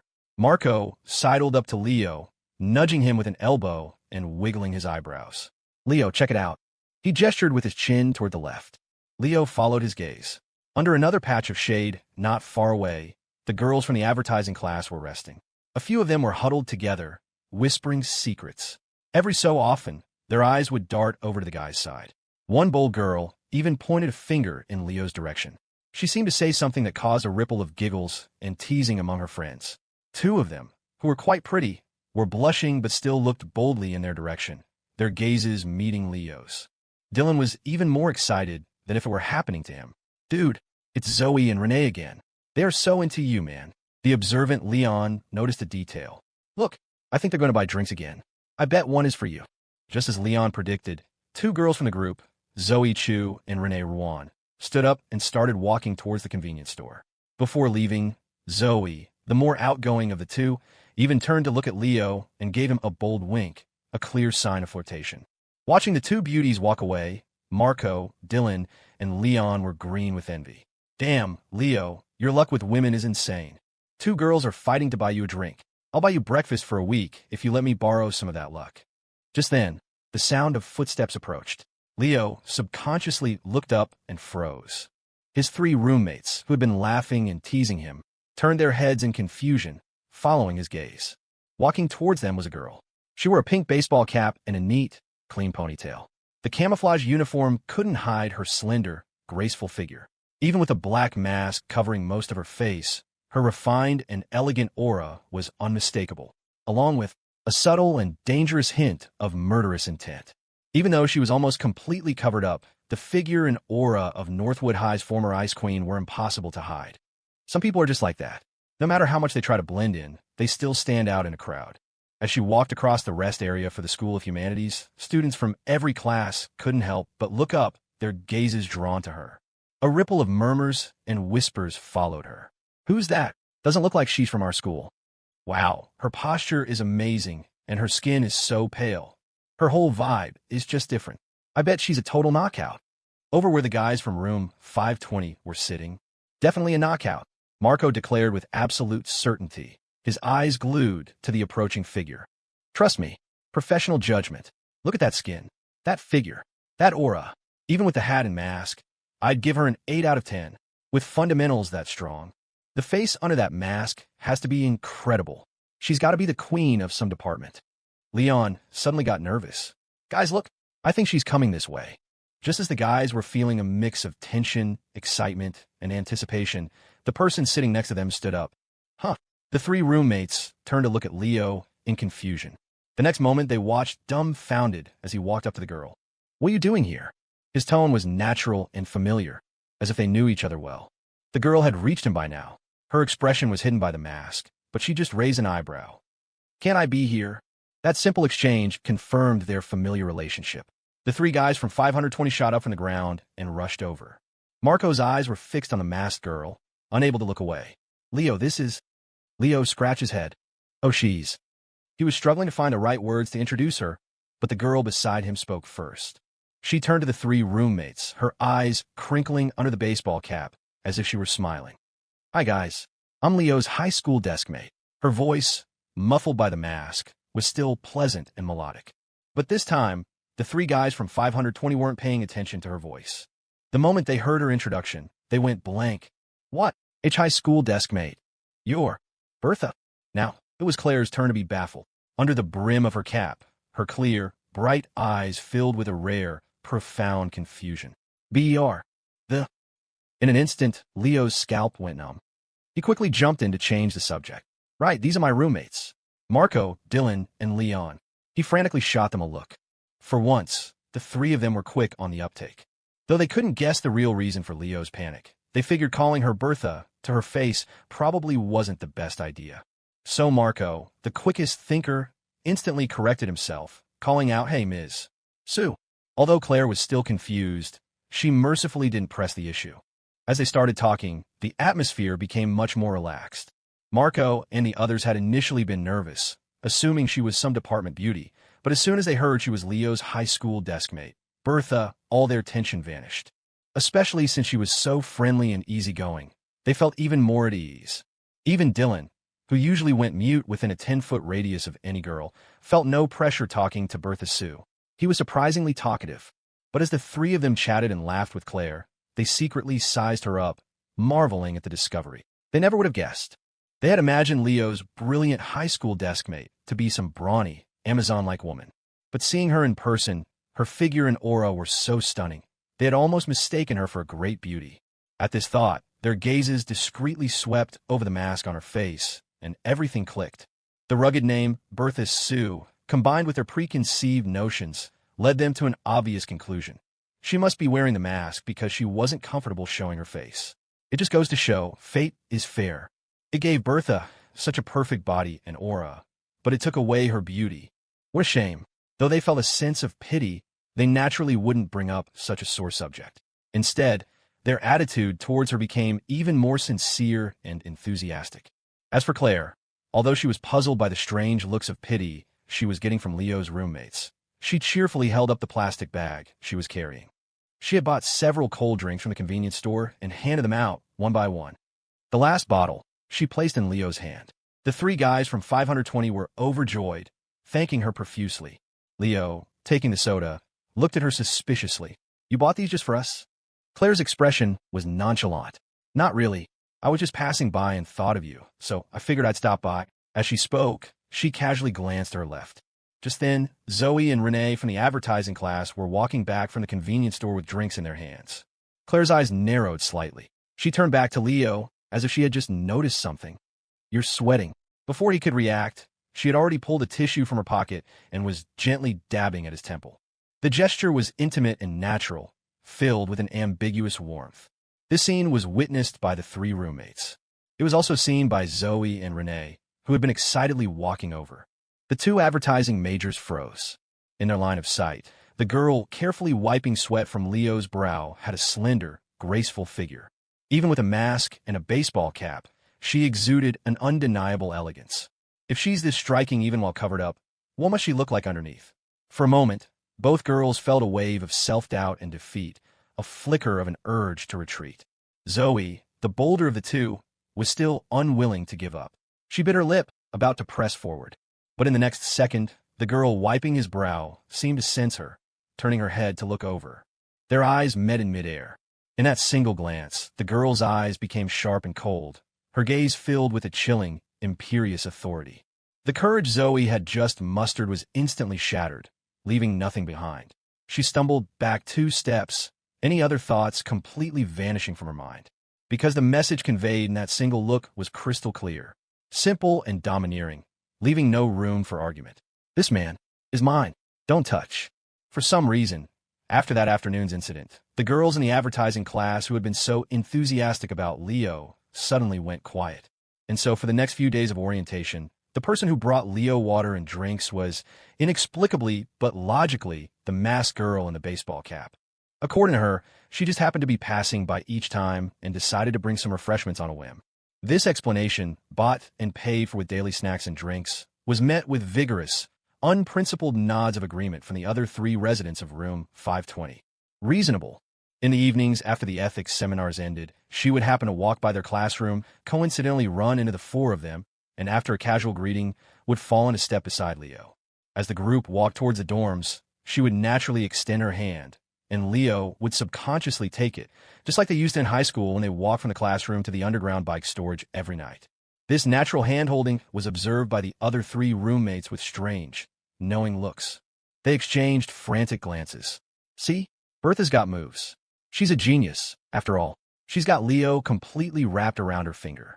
Marco even teased them out loud. "Aren't you 2 just desk mates? Why are desk mates holding hands?" Dylan nodded eagerly, joining in. "Yeah, isn't that a little too close?" Ever since discovering that the masked Bertha didn't trigger his usual speech-locking anxiety around girls, Dylan had become unusually active in conversations. Faced with the roommate's good-natured teasing, Claire's expression remained hidden behind her mask. She just raised an eyebrow and replied coolly, "Holding hands is a tradition at our high school, Northwood High." Across the country, Northwood High alumni were collectively scratching their heads in confusion. The 3 guys from 520 were equally baffled. "Wait, what? Don't be ridiculous. Bertha, you think we didn't go to high school?" But the guy standing next to her nodded with a righteous expression. "It's true. Then he looked at his three roommates and asked without a hint of shame, "Your schools didn't do that?" Marco, Dylan, and Leon all shook their heads vigorously. Leo and Claire exchanged a look. They came to a mutual, unspoken conclusion that it must be a problem with your schools. After just a few days of hanging out, Claire had quickly become friends with Leo's three roommates. The guys from 520 had a very high opinion of her, and the more they admired her, the more they felt sorry for her.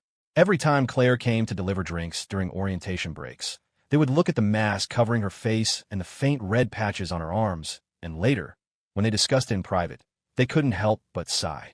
Bertha. Such a shame. The three of them were good guys. They knew they shouldn't judge a girl by her looks, and now that they were friends with her, they felt an even stronger conviction to stand by her side. So, on the second-to-last evening of orientation, when she happened to stop by with drinks, the trio from room 520, led by Marco, made a solemn declaration. "Don't worry. From now on, our dorm is officially Team U in Leo. All other girls can step aside." Leon nodded fiercely. "Same here." Hearing this, a smile formed under Claire's mask. She thought Leo's roommates were pretty decent guys. But in the next second, the conversation took a strange, unexpected turn. Marco looked at Claire with utmost sincerity. "Bertha, don't feel bad about yourself. No matter what, in our hearts, you're the most beautiful." Claire froze. Leo, who was drinking water, choked and started coughing, desperately trying to intervene. But it was too late. Dylan had already picked up the thread, his voice full of emotion. "He's right. Bertha, our names are given by our parents, our looks by fate. Even if your name is Bertha Sue and you have some regrets about your appearance, here in room 520, you're the #1 campus queen of Berkeley. Not even that goddess from the School of Business, Claire Sterling, can compare to you." The air went still for a moment. Claire was completely dumbfounded. A series of giant question marks slowly materialized over her head. There were so many things wrong with that statement, she didn't even know where to begin. But first, the most important point. Claire slowly turned her head to look at the certain someone who, sensing disaster, was already preparing to flee. Her eyes narrowed, a dangerous, murderous glint appearing within them. "Bertha. Sue. The secret was finally out. Claire didn't expose him in front of his roommates. But that night, during their phone call, faced with her cold, emotionless interrogation, Leo's defenses crumbled, and he confessed everything. After hearing his reasons for lying, Claire accepted his explanation, but the name Bertha Sue still made her grind her teeth. It wasn't fair. She immediately declared, coldly, that he would have to pay a price.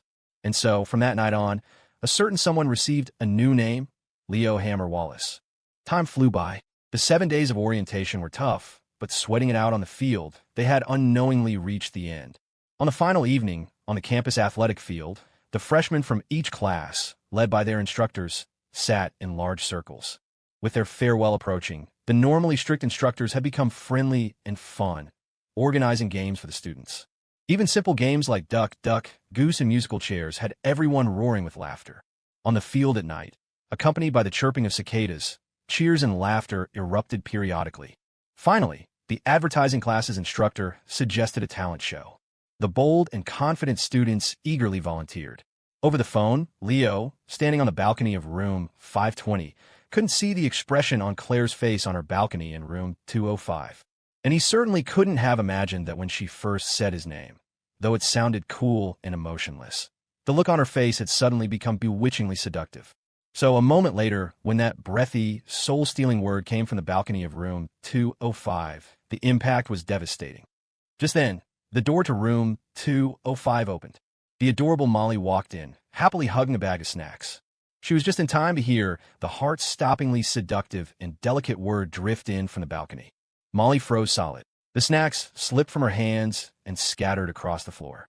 Snapping back to reality, she forced herself to remain calm, hypnotizing herself. "I must have opened the door wrong. I must have opened the door wrong," she mumbled, slowly backing out of the room and closing the door behind her. On the other end of the line, Leo's mind was reeling, his composure nearly shattered. How could he possibly think about taking advantage of the situation? Anyone else hearing that word would have gladly given their life for her. In the end, he obediently complied. Standing on his balcony, he quietly sang another rendition of Oasis's Wonderwall into his phone. After the song, the girl on the other end seemed satisfied. "Not bad," she said. Then, as if remembering something, she added coolly, "By the way, from now on, if you're going to sing, you have to sing for me first." Leo was taken aback. A giant question mark appeared over his head. What? The line went silent for a moment. Then, before a sense of dread could form in his mind, he heard her voice, suddenly seductive and sweet again, cooing into the phone. Leo, baby, pretty please. In an instant, he was utterly defeated, surrendering completely. At the same time, outside the door of room 205, Molly, having taken 3 deep breaths and mentally prepared herself, was pushing the door open again. She was just in time to clearly and distinctly hear her roommate's voice from the balcony. Molly froze on the spot, petrified. After a long moment, the cute girl, her eyes wide with shock, began backing out of the room again. I must be opening it wrong. Something is definitely wrong. Orientation was over, but some things were just getting started.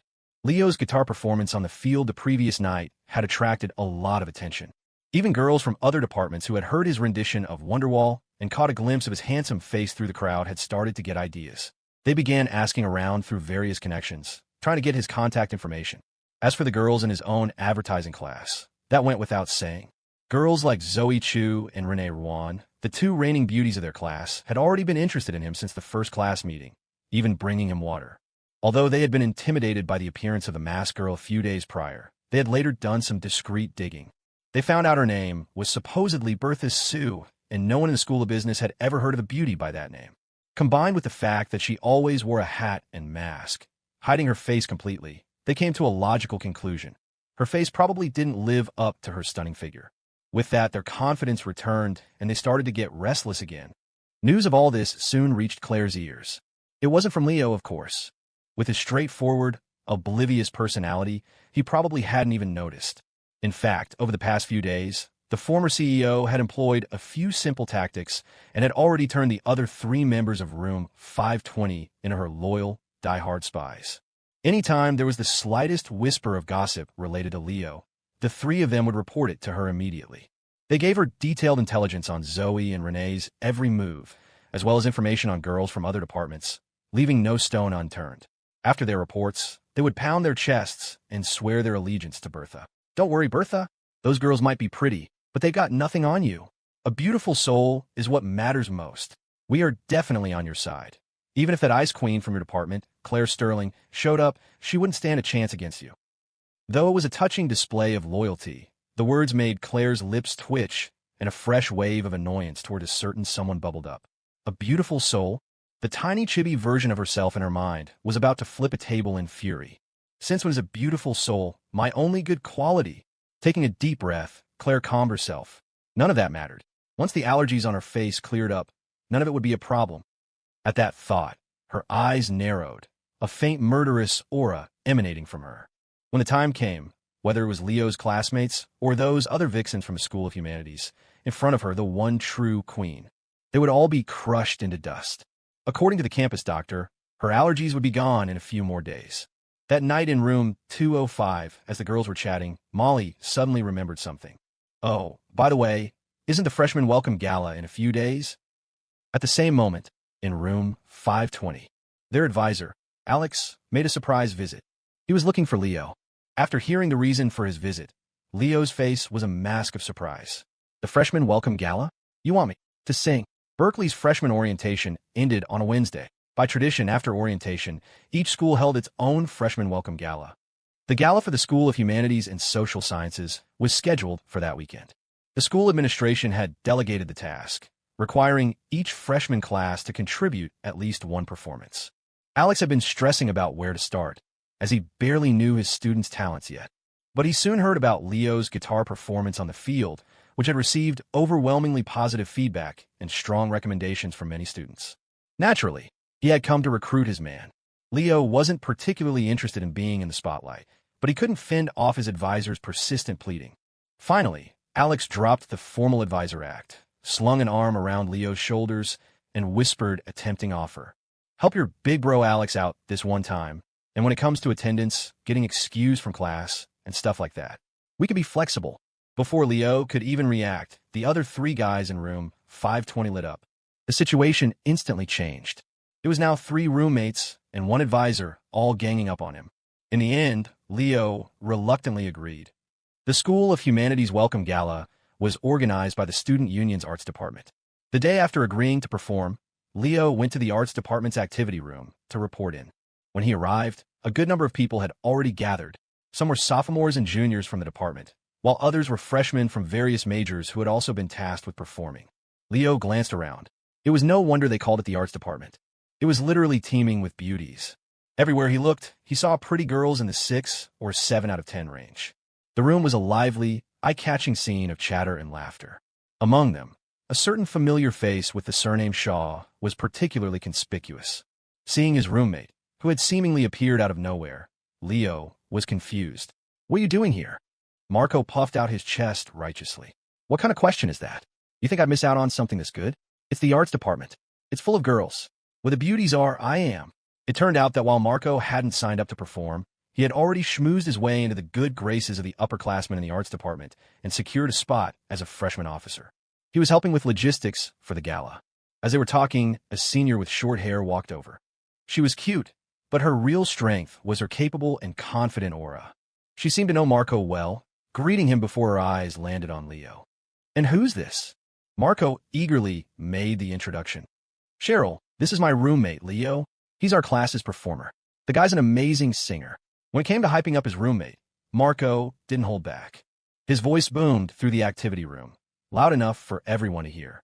Instantly, dozens of eyes, including those of many girls from the arts department, turned to look at Leo, sizing him up with curiosity. Their eyes lit up. "So that's Leo? The one who played guitar and sang on the field last night. He really is kind of cute." Hearing Marco's introduction, the short-haired upperclassman's eyes also brightened. She looked at Leo. "So you're Leo?" Then she extended a hand. "I'm Cheryl Chun, head of the arts department, and also an advertising major, so I'm your senior. You can call me Cheryl, just like Marco does." With Cheryl's explanation, Leo quickly got the rundown on the gala. There would be 15 to 17 acts, including songs, dances, instrumental performances, comedy skits, and even magic. It was a diverse lineup. The School of Humanities was clearly full of talent.